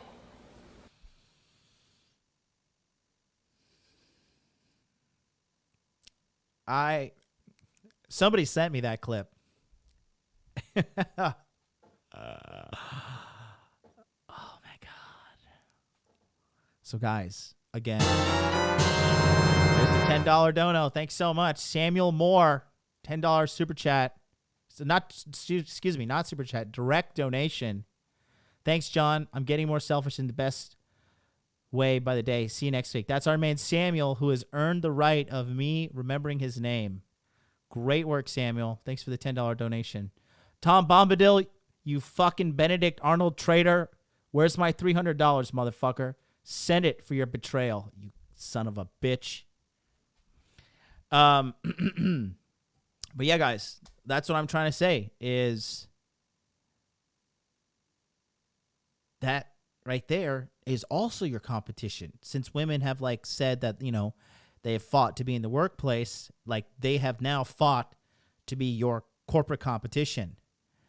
And this chick is confidently saying that this is my financial plan and I deserve to create more financial liability for myself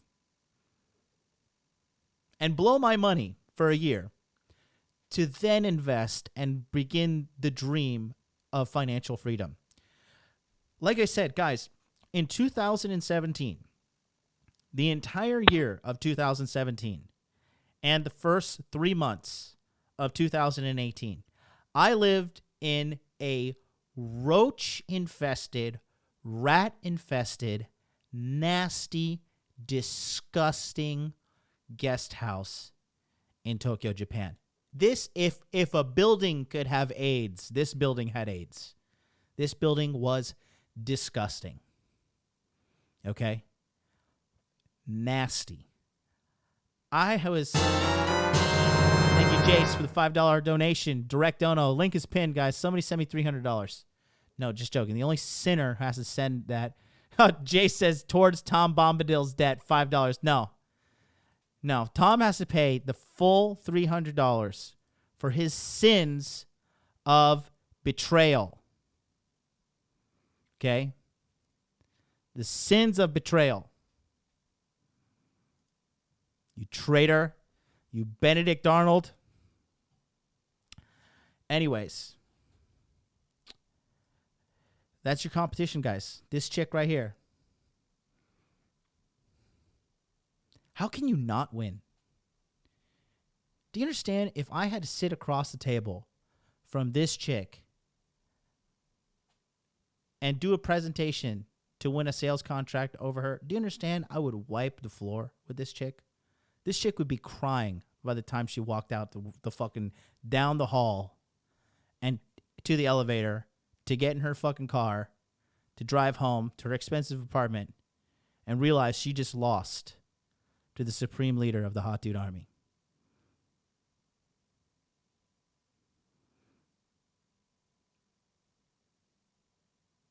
I did the work. Read the shirt.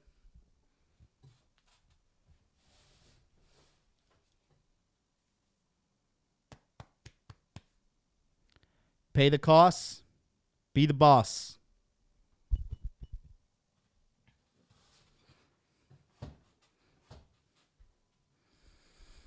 That's your competition, guys. There's men just as dumb as her out there as well. But I'm just saying, like, I was just blown away. I remember I was like in the middle of my day.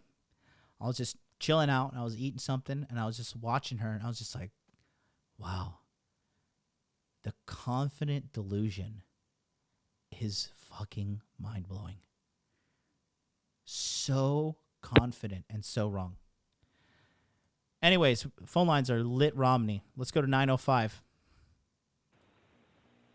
Hey, John. How's it going? Talk to me, Goose. All right. I called in a couple weeks ago. I'm a videographer, photographer, and I'm making a career change. But I just wanted your feedback on an element of my business at the moment. I have a business partner, and things are going a little bit south. We have our own smaller production company. We've been in business for about 3 years, but he's kind of he's causing me a lot of stress because I don't feel he's pulling his weight. Get rid of him. And we are going to be kind of get rid of him, dissolving the business. Get rid of him next year. But I just wanted to know the best way. I have an idea of how I'd like to kind of sever ties, and I just wanted to fly it by you. Fly it by me, but get rid of his ass. Go ahead. So in the meantime, like, he just seems to be kind of, for lack of a better word, kind of like a space cadet, just kind of making a lot of airheaded mistakes. And in the beginning, our business worked because I took care of a lot of, I don't know, I just held it down in one area and he held it down in another area. And that's what I think a good business partnership does. But it's kind of not that anymore. And he's making a lot of mistakes and it's causing me grief. And, you know, we've had the talks, all that stuff. And now I feel like I'm kind of dealing with, you know, I can't say he's disrespecting me intentionally. You know, it feels that way. But there needs to. We have so many gigs over the next 3 months that I can't just. I'm trying to find a way that you know, we can get through these and not have it negatively impact the clients and my business. So I was thinking that every time he screws up, I kind of fine him. You know, like financially, I change the accounts that I can access it, and I tell them, like, listen, I'm going to make it clear. This is what I expect. If you don't do this, I'm going to fine you this every time you fuck up, because he's been fucking up too much for my taste lately, and I don't know what else to do at this point. Why do you have to keep this loser around? Well, just we both take care of. I do the videography. He does the photography. Mm-hmm. So, you know, deposits and all this stuff have been made from like gigs and everything. So who has control of the money? Well, obviously it was 50-50 for. Listen, answer my fucking question. You know, it was a 50-50 partnership. Who has control of the money? Who controls the accounts? We both did. We both do. We both have access to the accounts. Who's the primary name holder on there? It's both of us on the business account. He has a debit card to it and whatever? Of course. And you do too? Yeah. Man, this was fucking dumb on your end. All right. Well, I mean, yes, it was dumb on your end. So, anyways, and how soon can you cut this cocksucker loose? October.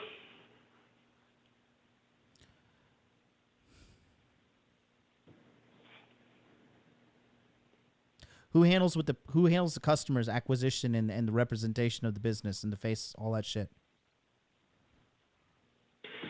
Depending on the customer, both of us. But because of all that's been transpiring, I've told them that I'm dealing with most of this shit right now. So because it's easier for me to do it, and I just need to So I've taken charge on this, and like I said, I decided that I changed the access online to the password and everything online to just me. He still has a debit card, so he could withdraw money from the accounts, like with his debit card. But online and everything, transferring money to accounts, I now have changed the passwords without, and I am the only one that has access. And like I said, every time he fucks up, I told him, like, I'm going to tell him, like, I'm going to fine you because it's just at a point where I can't deal with this. I'm holding it down. I'm the one that's taking care of shit. I'm on my shit, but I don't know. I don't know how it deteriorated to this point because the last 2 years were fine. Well, what did you learn? That I'm going to be the one that controls, and I can have a second in command, but none of this 50-50 nonsense.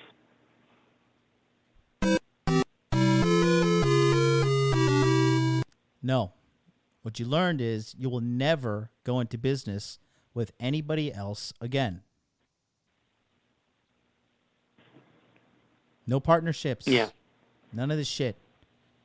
You work for me or I work for you. That's it.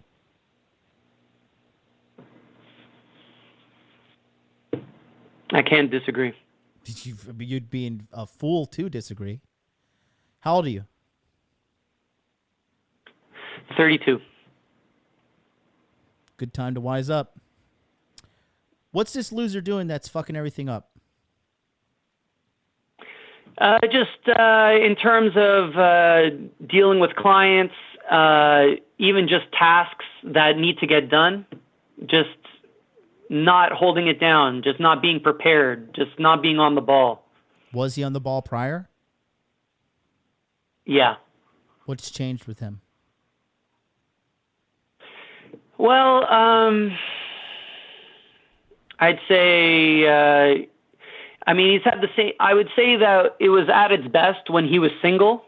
I knew it. I knew there was some bitch involved. And just got a girlfriend and fell more and more in love and all that stuff. Fell in more and more sorry, that was a timer I had going on for something else, if you can hear that. But yeah, as he fell more and more in the relationship, it's just Space Cadet. Yep. Another fucking weakling changing and bending and breaking for a fucking woman. Get rid of that guy. Honestly, bro, I'm going to give you some thug life advice right now. Rug his ass. Clean out that fucking bank account. Do the online transfer. Hit him up. Hey, bro, you fucked up, man. You've been, pay him his share of whatever. But rug that motherfucker. Rug him in October so you don't make any extra problems for yourself. But if you can rug him now, you know what I mean by rug him? Like just pull the rug on his ass, pull the rug out from under his ass. Yeah. Just get rid of him as soon as you can. Yeah, most of the gigs are wrapped in October. So, I mean, just in the meantime, it's just, again, now I'm dealing with more of a blue pill beta, okay? So I'm concerned about, I'm someone that's very direct. If I make a mistake, I do my best to own it. Your Inner Game July has really resonated with me, but I don't want to get too into that right now. Yeah, for a direct guy, you're not being very direct. I'm very direct, and he's more passive, and I see more feminine behavior. So my concern is I can come at it direct. He'll yeah me like he has in the past, but then I got to worry about like a knife in the back where I'll knife you, in front of you, kind of thing. Right, that's what I'm saying. You gotta look. You gotta deal with this shit now, or you gotta deal with this shit later. So I would rather just pull the grenade on. I would rather pull the pin on this grenade right now and be like, let's fucking blow this motherfucker up. Let's deal with this shit right now.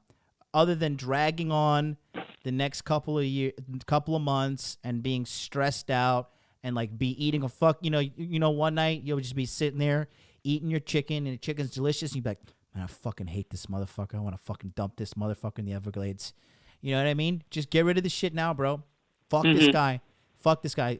Even if you lose everything, it's worth it because honestly, just get rid of his ass, bro. Get rid of his fucking ass. All right. I appreciate it. Get rid of him and then hire a fucking photographer to do his part. Yeah.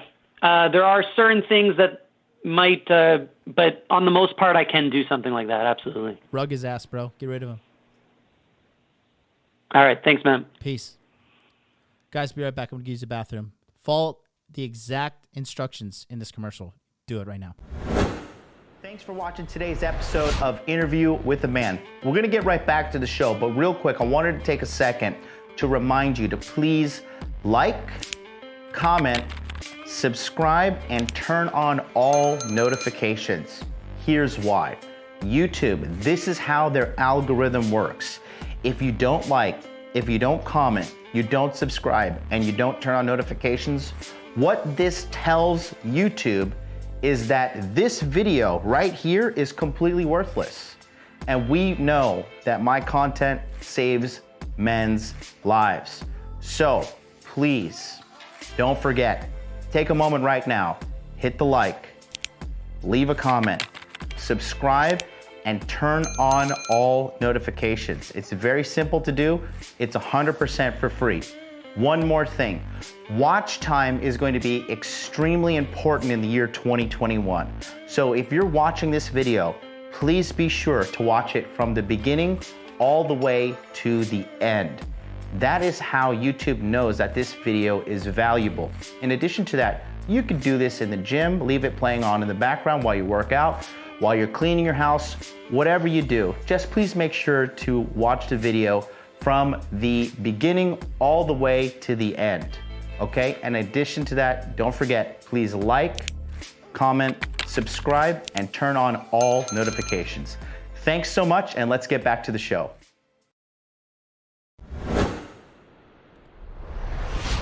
You got 47 minutes until these phone lines are open. Do not fucking wait until the last minute to get on the line and hold on to speak to your excellency, which is I, Jonathan, the supreme leader of the Hot Dude Army. I'm so glad you fucking people are actually calling in and taking action. Looks like verbal abuse is the way to go. Hit that like button, hit the subscribe button, leave a comment that's at least four words long. That's how engagement is handled. Let's put a poll in the chat. Here we go. When should he get rid of his business partner? I'm going to put now or October. Let's go. 30 seconds on the clock. Go. Poll is in the chat. We will be sharing the answers with everybody soon. Go ahead and hit that right now. Vote on the poll. Vote on the poll. We got 86% saying now with 14 votes in.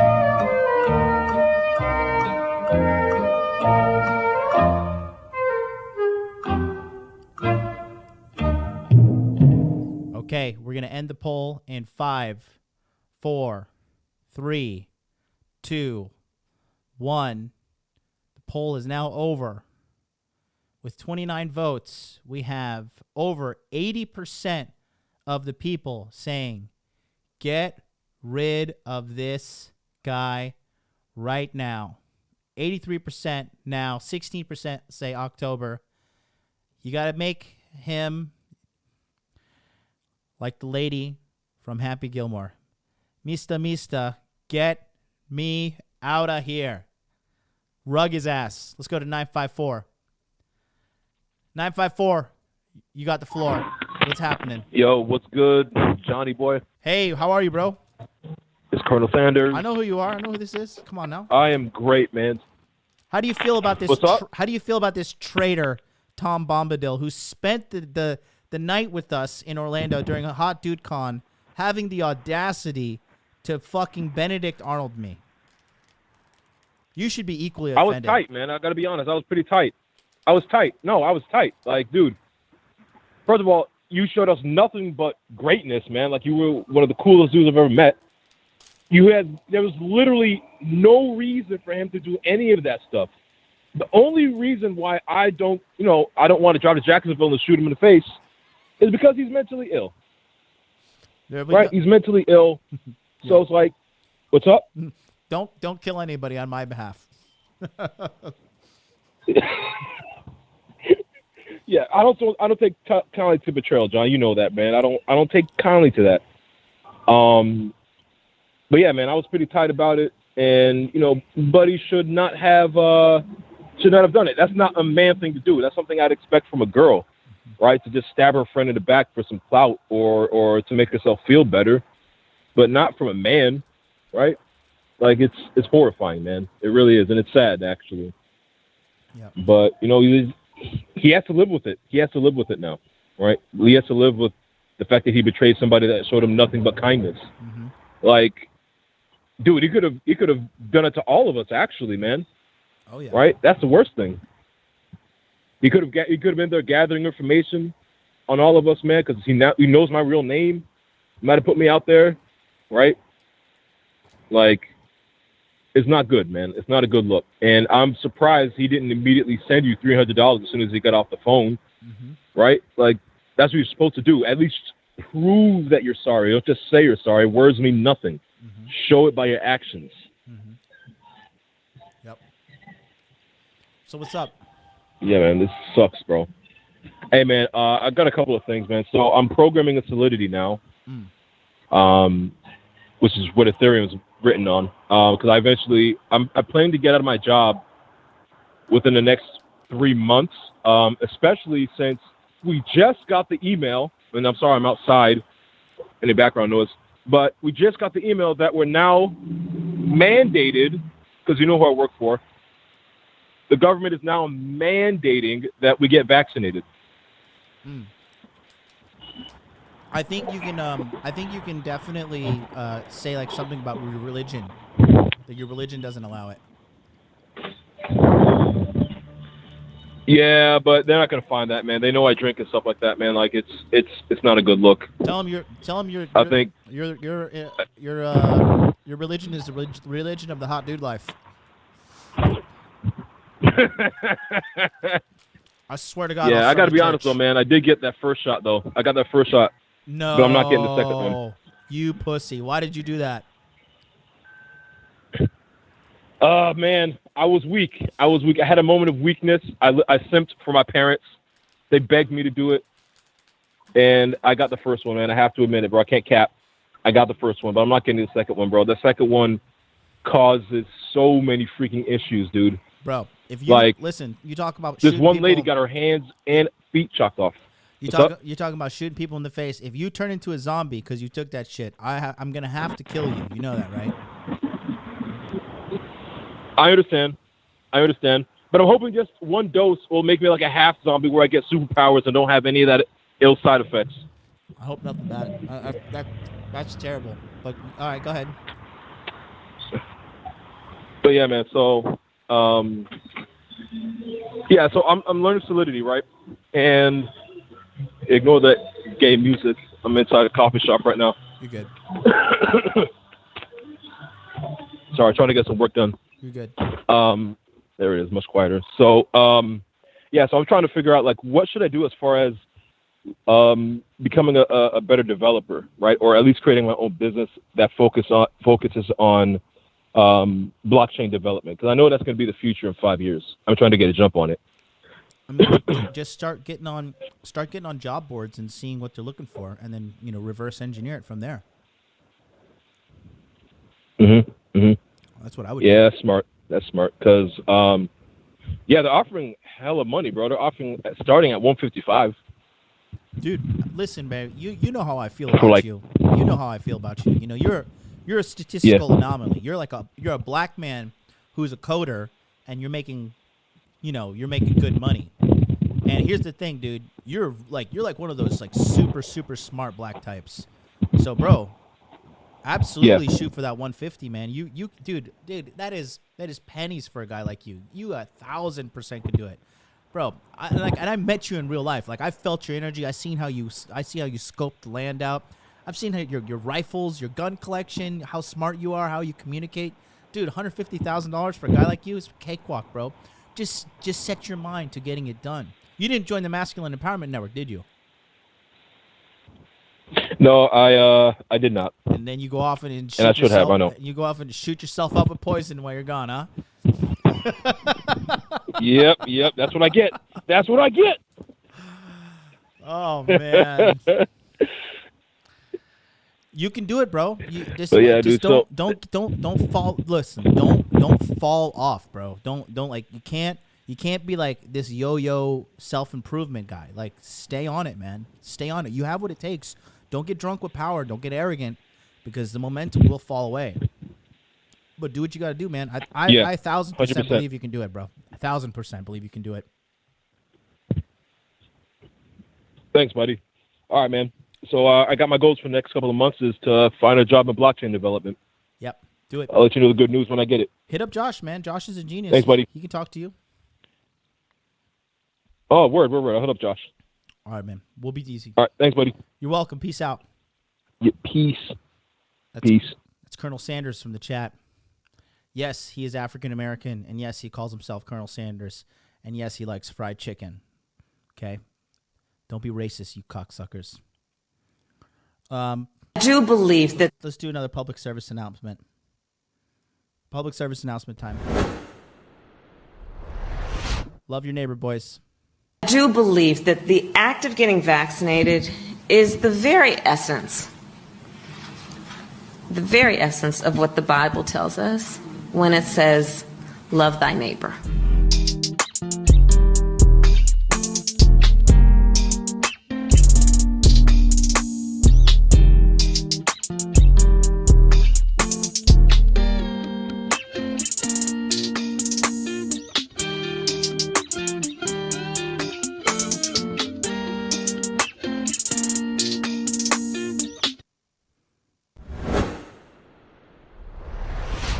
Hallelujah to the Lamb.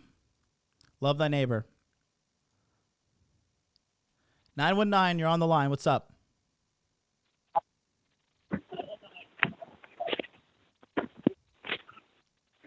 Hey, John, this is Russ. I think we met in Miami briefly. Okay, what's good? I Hey, hear myself echoing in the I just background, had buddy. like 2 business questions for you. Yeah, I hear myself echoing in the background. Could you just please turn that down? It's driving me crazy. Oh yeah, sure thing. Sorry about that. You're okay, buddy. All right. Okay, cool. Yeah, so I was just wondering, first off, how did you go about finding your business mentors? Because I go out around here, like to various business events, and I can't seem to find anybody who has any kind of expertise. They're kind of just role playing, and then so that's my first question. And the second one is, do you think that travel is going to open back up? Dude Party this Saturday. I'm bringing Dude Party back this Saturday. Rule Zero is going to be on my channel as well as Dude Party. And I'm going to be talking about the future of what I think is going to be happening with all this Corona shit. Now, here's a spoiler alert, right? So this is what I think. I think that what we're going to see is a slow but silent, a slowly but surely, like, silent descent. Like, people are just going to slowly but surely not comply. And, like, it's just going to get to the point where, like, the government can't control you with fear anymore. Because guess what? Terrorists in a cave in Afghanistan and Iraq and whatever fucking shitbagistan is over there, right? All of these places, right? These places where the terrorist boogeyman is coming, right? People are no longer afraid of that shit. But now, here, take a look at this, guys, right?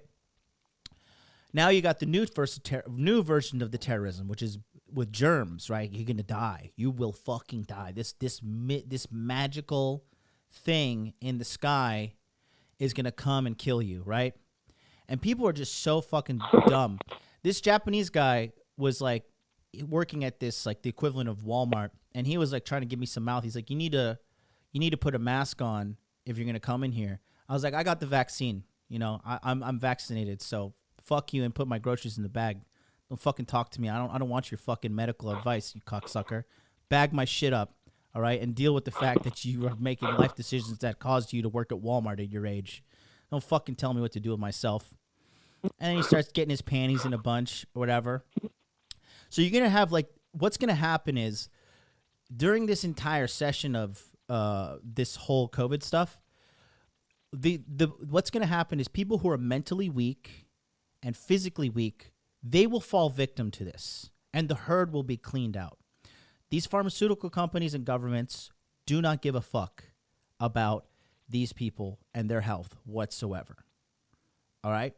So what they're going to do is the weak will suffer, the weak will die, and the strong will do what the strong do, which is endure and persist.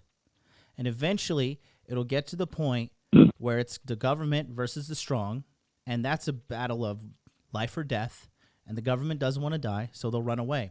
But I think we're going to see a slowly but surely descent happening, right?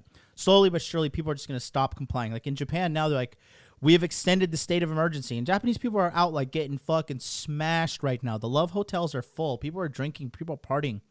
The only people complying are the businesses, but the businesses are starting to shut down. And soon these businesses are going to be like, yo, like, fuck this. We're going to stay open, and we're going to fucking make money because That's what's going to happen. So I think travel will open eventually. Somebody brought this up. I think they're going to. I think what they're going to do in America, they're going to try. They may try to extend this thing. They're trying to extend it now with the Delta variant, and they're going to try to do lockdowns and make shit more scary during the 2022 midterm elections, because the Democrats are going to try and steal the election again with the mail-in ballots, because they got away with it once. Why the fuck wouldn't they do it again, right? And so they're going to try and drag this thing on. Exactly.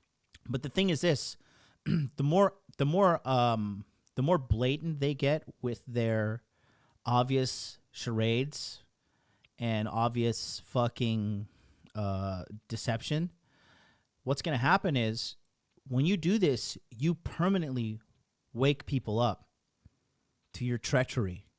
And the last thing you need is a large amount of people awoken to the treachery that's happening right now. This is all happening for money and control. The government, if the government cared about people right now, since last year, there would have been nationwide fitness programs financed by the United States government. Like, hey, like, stop eating Cheetos all the time, you fat fucking Walmart golem. Stop slamming down Coca-Cola. At least drink Coke Zero. Exercise. Get your fat fucking ass out of the house and exercise and increase the quality of your health. Not a single government has done this. That shows you right there. They're like, hey, don't take care of yourself. Don't get better. Just take this fucking vaccine. And, hey, you might die. You might fucking shake like a retard for the rest of your life, because you will be literally mentally retarded after you take this vaccine, because it has happened to people, if you don't fucking get killed by it. They don't give a fuck about you. So the people that are weak will be killed and or suffer the most from this. The strong will endure. And that's just it. Right. Look, okay. My homie Mac the Day Gamer's in the chat right now. He says, I was in downtown Tokyo, streets packed with people drinking and drunk on the streets. The Japanese are just like, yo, fuck you. Fuck you, government. We're not going to do it. The plebs stay home because they're good little slaves. But it's like Japan, like, you can't even do it. Like if somebody tells me some shit, and in America I didn't wear a mask either. If somebody tells me you need to put on a mask, I tell them, come, put one on me. Come on, put one on me. Okay? Yeah. Kiss my fucking ass. Yeah. Suck my dick. Die in that order. My body, my choice. I don't believe in your scam. If this shit was real, we'd all be fucking dead by now, because it was such a big global scamdemic, right? We'd all be fucking dead if this was a real pandemic. It's a fucking lie. It's the largest psyop the world has ever seen. And what you're seeing right now is the masses of people being deceived, and all of the normies being literally purged from society, financially and existentially. People are fucking dying. You see that one that one Instagram thought bitch who was like, oh, you gotta take the vaccine. Now she literally shakes like this, like nonstop. I'm not taking that shit. I'm not risking that shit. I already have had full-blown sex with a girl who was fucking COVID positive. But because I am a strong man with strong alpha male blood, it kills the fucking virus on direct contact. I didn't get sick. She had to go get quarantined. She had to go to a fucking quarantine hotel and get locked up because she was drinking alcohol and stuff, and I wasn't. And I'm living this ultra healthy lifestyle because I'm the fucking man. So this shit can't kill me. Again, it's only targeting people that are weak. Okay? If you are not taking care of yourself, if you're kind of just skirting by carrying a couple extra 20, 30 pounds, you're a fucking target. This shit, I'm saying this shit is real, but it's only killing the weak. So I think travel will open up, but it's going to take a little time. Yeah. Okay. And then the other question, how did you go about finding your business mentors? You got to find them online. Okay. Yeah. I was thinking that you were going to say something like that. Yeah, well, that's what I did. I found all my mentors online. Rich Cooper online. Okay. my digital marketing mentor, I pay that guy $1,500 a month to talk to him twice a month. Okay. My real life, like my ultra mentor, like the richest guy I know, I met him completely by chance, bro. Like literally, I am lucky that I met that guy. It is literally luck that I met that guy. Other than that, you know. Okay. Join my Patreon. It's fucking $100 a month. Patreon.com/Modern Life Dating. Get in there. Show up with the lessons. They're twice a month. Unlimited time. I give the fucking great advice. All the men in there are getting consistent fucking results. I mean, everybody around me gets better, dude. Yeah, somebody looks like Kyle just signed up for the Patreon right now. And let's see. Yeah, Kyle just signed up. Samuel said he's going to sign up. A guy named Rich signed up. So the spaces are running out as well. So get your ass in there. And yeah, it looks like now there's only, let's see, 60, I can't see. Anyways, but the spaces are filling up. Anyways, that being said, Gotcha. Get some digital mentorship. All right, well. Get some digital mentorship. Yeah. Got it. All right, that sounds good. Thanks for your time. Appreciate it. Hey, don't just go off and Eeyore your way through life. Actually take action on this advice, okay? Yeah, I will for sure. All right. Yeah, I appreciate it. We'll see you soon. Call me back next week. Check in. Will do. All right. Peace out. I saw the chat lit up when I went ham on the fucking beer bug. Let me go back and read this. When I was going to go to England, they only accepted negative tests. They rejected a woman at the airport who tried to board with only a jab certificate but no tests. Church of Hot Dudistan. I think I'm going to start a church. I'm going to start a religion.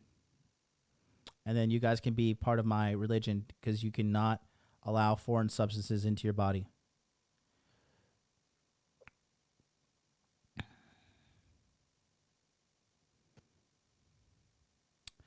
Apparently there's a beta variant now. Coronavirus beta variant. The beta variant is surging in mainland England. Oh, man. So don't worry about the Delta variant now. We got the beta. The beta variant is coming. Oh, here we go. Clown World activate. COVID. The beta variant is surging in mainland Europe. Should the UK be worried? Absolutely not, you fucking moron. Tara Hurst, idiot, fucking moron. Oh, God. Let's look up this dummy on LinkedIn. Let's see what her long list of lifetime achievements are. Tara Hurst.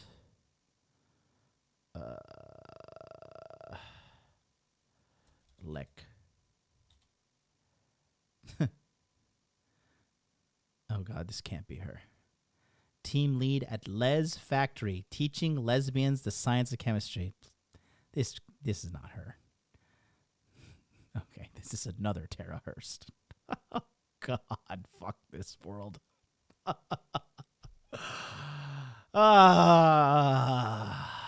Okay. This is all I gotta say.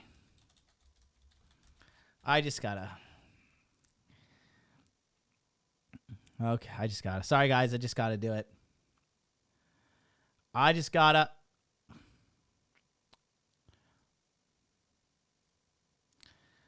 This is how I feel.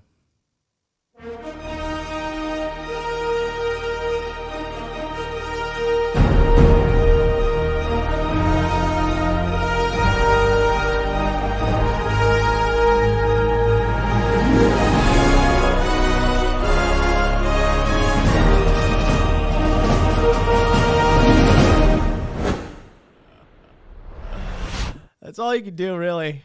Just get rich, take care of yourself, and just watch the normies self-destruct. I can't even.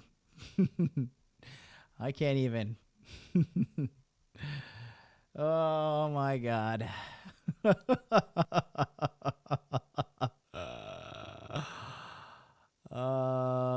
Jesus, take the wheel. Jesus, take the wheel. Let's go back. Let's read this. We got call in 65. The phone lines are about to be closed in 22 minutes. Anonymous caller, I see you. 111-111-1111. I see you. Call me 657-383-1318. Call me right here. Let's read about the beta variant.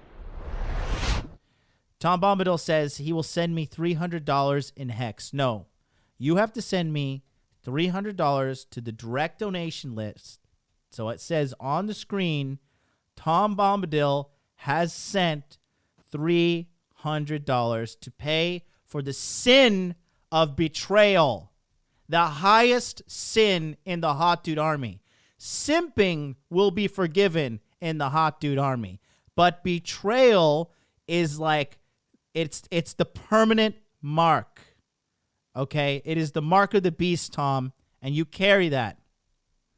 You will always be looked at sideways as a traitor. You Benedict Arnold. You fucking little Brutus. How dare you? I do not tolerate traitors. Most of the world, UK included, is currently grappling with the Delta variant. But in parts of Europe, there has also been a resurgence of an earlier variant of concern, Beta B1351. First discovered in South Africa, it has dispersed globally, but hasn't yet gained a good foothold in the UK. Oh my God. The picture is different for France and Spain. However, on the GISAID, a database that collates genetically sequenced COVID-19 samples from around the world, 14.2% of Spanish submissions and 1.9% of French submissions over the past 4 weeks have been beta variant samples. You see how they try to make it sound so serious? How many submissions how many submissions were they to compile this 14%? Let's do the work. Let's fucking pay the cost and be the boss. Tracking of the variants. Oh my God. Collection date. So Japan. Looking for Spain, huh? So where's the fucking data? Okay. Country submission count. So in the past 4 weeks, 1,500 has been submitted. What is this garbage ass fucking website? What is this doing? Okay. Wow. Fuck this website. Okay. Tota Delta. Okay. Dude, this website is trash. So what do they say? A database that collates genetically samples. 14% of the Spanish submissions over the past 4 weeks have been beta variant samples. So, country submissions. But these are the beta out of the four weeks, the delta is this. How about the total submissions?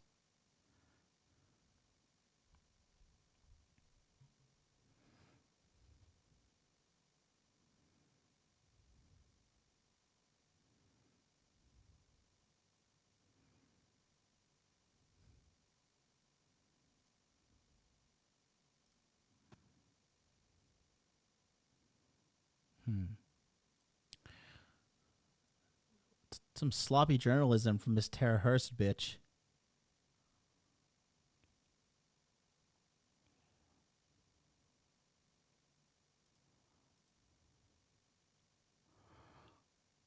So even if it was 14% of this, that's still fuck all.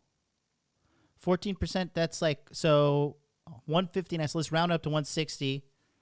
So that's 160 plus. So that's like 240 cases. And then let's see. So 240 cases of this beta variant, right? Population of Spain, 47 million.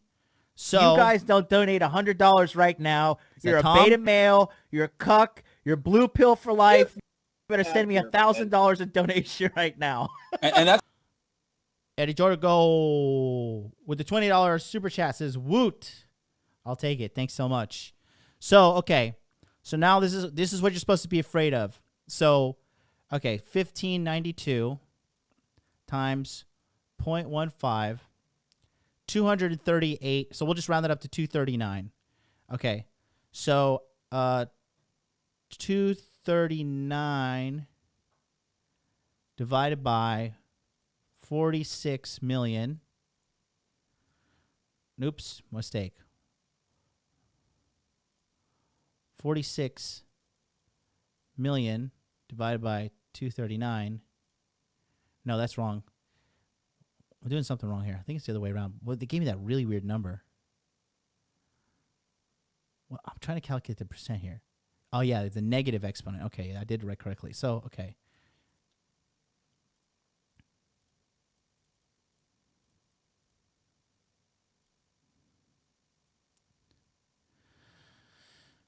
What is this in numbers? This is like a very low percentage. To the -7, so that's like, if I'm correct, it's 0.023456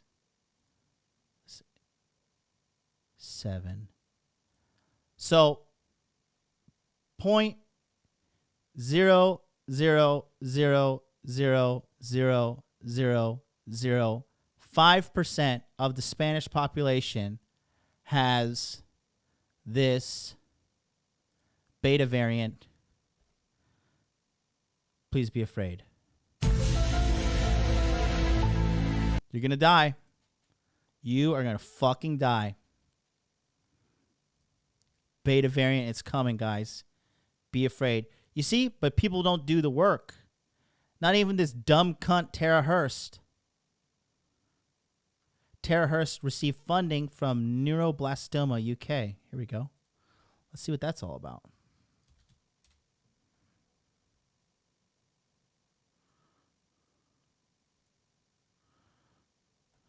Help save young lives.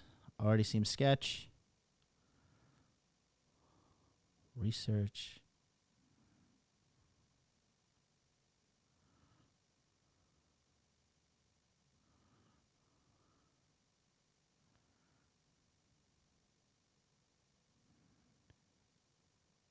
The first red flag is this bitch did not write this article from the goodness of her heart. She got financially incentivized to write this. So already right there, you got to know. Only 6 numbers? Okay, sorry, David. Everybody, only 6 zeros. So it is 1, 2, 3, 4, 5, 6. Okay. So 0.00005% of the population of Spain has contracted the beta variant. You're going to die, clown. You're going to fucking die. This is it. Don't worry about the regular corona. Don't worry about the Delta. The beta is coming.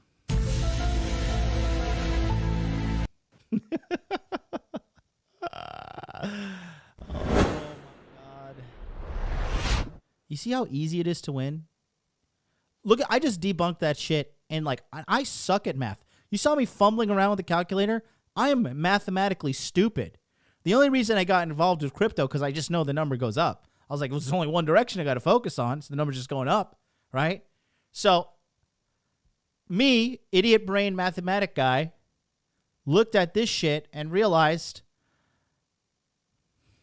okay, so I'm supposed to be afraid, but 14% of all new cases, 14.2% of all new cases are the beta variant. 14%, oh my God, that's almost 20. They deserve to suffer. All right, anonymous caller, you're on the air. Who's this?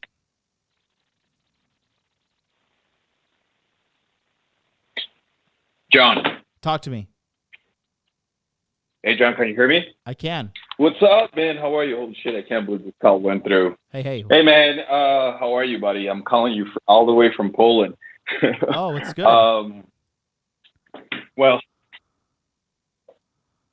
yeah, it's on Skype, so I'm sorry if the call is not the best quality here. You're cool. It's perfect. Go ahead. Awesome.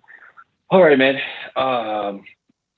So essentially, I'm calling you because I have a little bit of a situation here. I used to watch your content about a year ago. Then you fell off and got the vaccine, and now your life is fucked up. And well, man, your experience in Japan and you know, all the content that you create essentially made me really rethink a lot of things. Fast forward to a year now, I moved from the U.S. to Poland. Try to be concise here, what I'm trying to ask you. Well, I'm kind of feeling that pressure, you know, it just kind of finally clicked. I don't know if this happened to you when you moved to Japan, but for me, just kind of finally clicked that I actually made a massive move and I got to make this work. So that's the reason why I'm calling you. I want to see what your tips were on how to make sure that I'm concentrated, focused on what I'm trying to do. I'm trying to build a business here, an e-commerce business. I have the money. I have the legal entity already created. I got pretty much everything in place. But yeah, the last couple of days, it just kind of finally clicked. You know, it kind of dawned on me of the magnitude of the move that I did. Like, holy fuck, like I moved from the States to Europe and now I have to make it work. And I know you kind of went through something very similar to that from the US to Japan, and I just wanted to know how you made it work. You make it work by realizing if you go back, you got to be in there? America. Hello. Yeah, can you hear me? Check.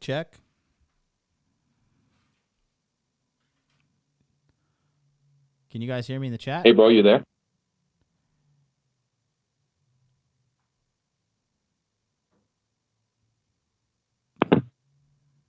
Hello? Check. Hey, John, are you there? Hello? Yeah, can you hear me? Hey, John, you there? Yeah, I'm here. All right, I'm just going to hang up. All right, well, listen, dude, I hope you're listening. Here's the deal. You're going to have to go back to America. Let that be the fucking fire under your ass. Like my buddy Nick, he's a black dude that was like living in India, and he was like, you know, talking about, well, you know, my time abroad has come, and you know, it's come to an end, and I gotta fucking, you know, go back to America. I was like, bro, you're gonna hate your life when you go back to America. And he was like, you know, not really believing me. And he went back to America, and he's just like, bro, I hate my life. I was like, no shit, bro. Well, once you get out of America, like, guys, look, America is not the best country in the world, all right? The only people who think that are people who've traveled outside America and went to like third world shitholes. And even some third world shitholes are better than America. I think Vietnam is technically still third world. Dude, I love Vietnam. I loved living there. You know, my homie is out there, Phuc Map, from Phuc Map Vlogs. And Vietnam is like kind of dirty, you know, it's like not that clean, it's pretty corrupt. But there's skinny girls everywhere. They're feminine. People there are like genuinely nice people. If you like, you don't fuck with the Vietnamese, they don't fuck with you. And you couldn't, dude. Honestly, you could not pay me to live in America. You would have to pay me a lot of money, and I would need to have guaranteed. I would need to have guaranteed women who are genuinely interested in me, at least 4 or 5 of them, who are submissive and cute and young and cooking and cleaning and taking care of me. And I would need to be making at least $50,000 a month to live in America. And I would need to live like an affluent area. And I'd need to be like isolated from all fucking cancer. And cancer I mean by like fucking liberal people. There's just so many fucking things for me to just lay out for me to be like, yeah, I'll move back to America. There's no fucking way. There's no fucking way. And yeah, Matt W saying Thailand is enforcing wearing masks outside. No, you read in the news Thailand is enforcing masks outside. You don't know that. The news says that about Japan too. I didn't wear a mask anywhere today.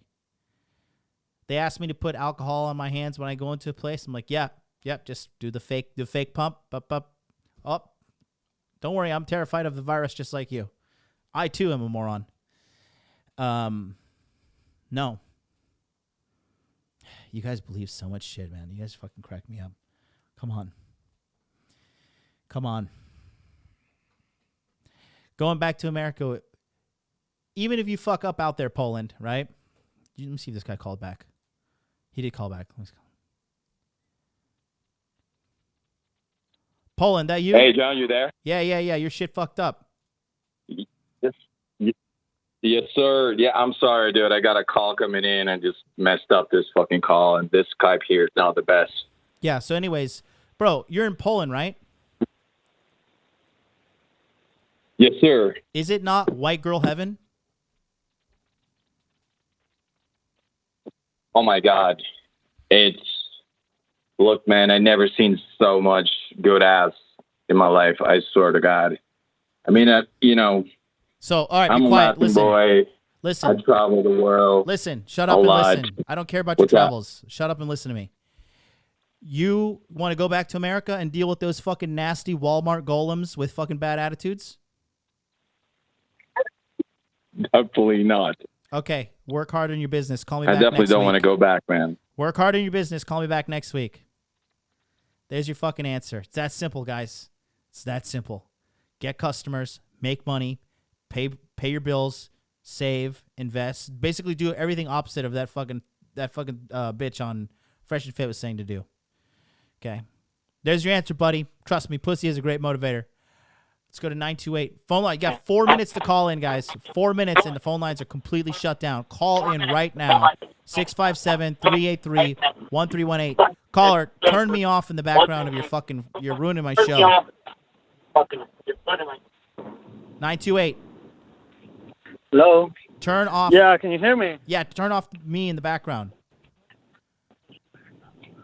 Okay. How about now? Yes, what's up? Okay, the same tacos here. You remember me? What's that? So, yesterday I sent a question on Telegram, and you told me to just go ice for a week. So my question is, how should I handle if she asked me what if I didn't call her in a week or whatever? Oh, is this Daniel? This is Centacos? Yes. Hey, your boxing is looking so much better, dude. Oh, thanks, man. Listen, bro. Ice her ass. Ice her ass. And then give it another go when you fucking when a week goes by. She'll reach out.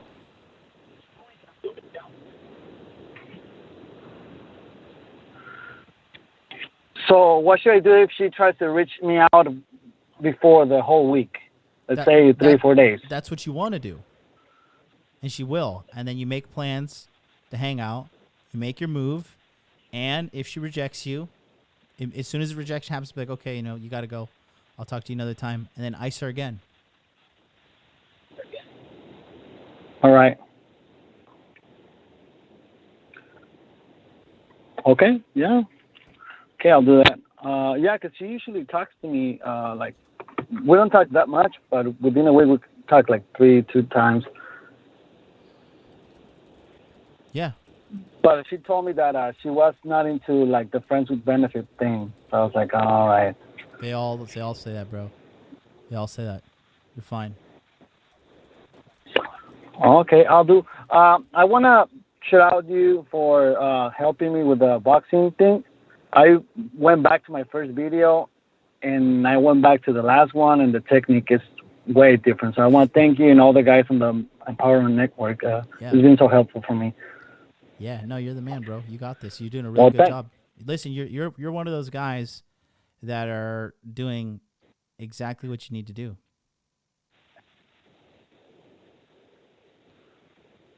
You hear me? You're gonna do great. Well, thanks, man. Stay on this path, buddy. Stay on this path. You're like you said, you're one of those guys that is just, you know, I'm just gonna be very honest with you. Like, you're not the most handsome, you're not the most strong, you're not the most rich, but your mind is strong, buddy. Your mind. 90 seconds. Your mind is super strong. I see the way you are, and I see you not giving up. And, bro, you're getting so much pussy right now. These girls see it too. Wait until your body catches up with your mind. Wait until your money catches up with your mind, bro. When you're like in your 30s, dude, you're gonna clean the fuck up. You're going to wipe the floor, bro. You're doing a great job, man. Keep it up. Oh, thanks, man. I appreciate it. Good stuff. 60 seconds. All right, we'll talk soon. Peace out. Well, thank you. You got 60 seconds to call in right now. 657-383-1318. Matt W. says, you can't take your guns outside of America. Cool. Have fun fucking your Smith & Wesson.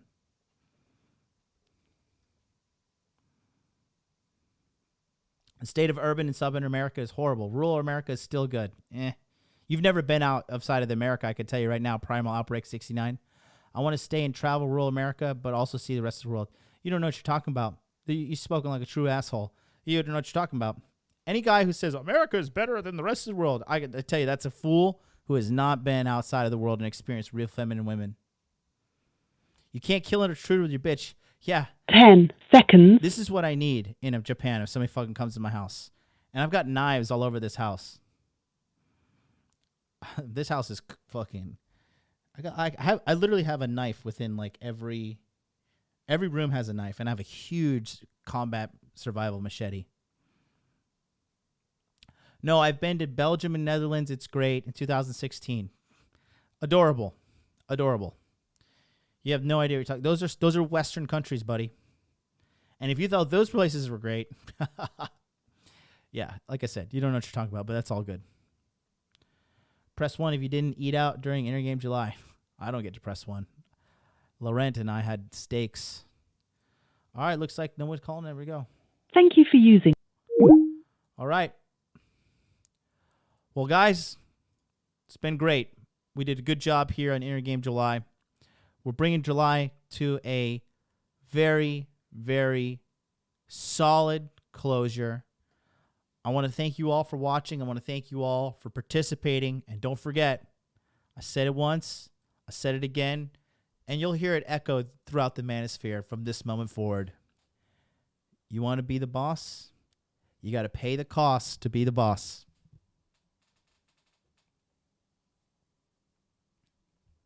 You got to pay the cost to be the boss, and nobody wants to pay. So if you're a man willing to pay with hard work, dedication, constant education, grinding with a purpose, okay, reflection, optimization, doing the cold approaches, consistently evolving, getting consultations with me, looking for mentors. You do this shit, you're going to be the boss. You're going to have big boss energy. You don't do this, hey, have a seat on the sidelines. The big boys are going to play, okay? You can go fetch us a cup of water. You can get us some towels. You rub my shoulders. I get a little tight sometimes during the game, you know? But, hey, there's winners and losers. I know which side I want to be on. How about you? Peace out, bros. Rule 0 on my channel tomorrow. See you then.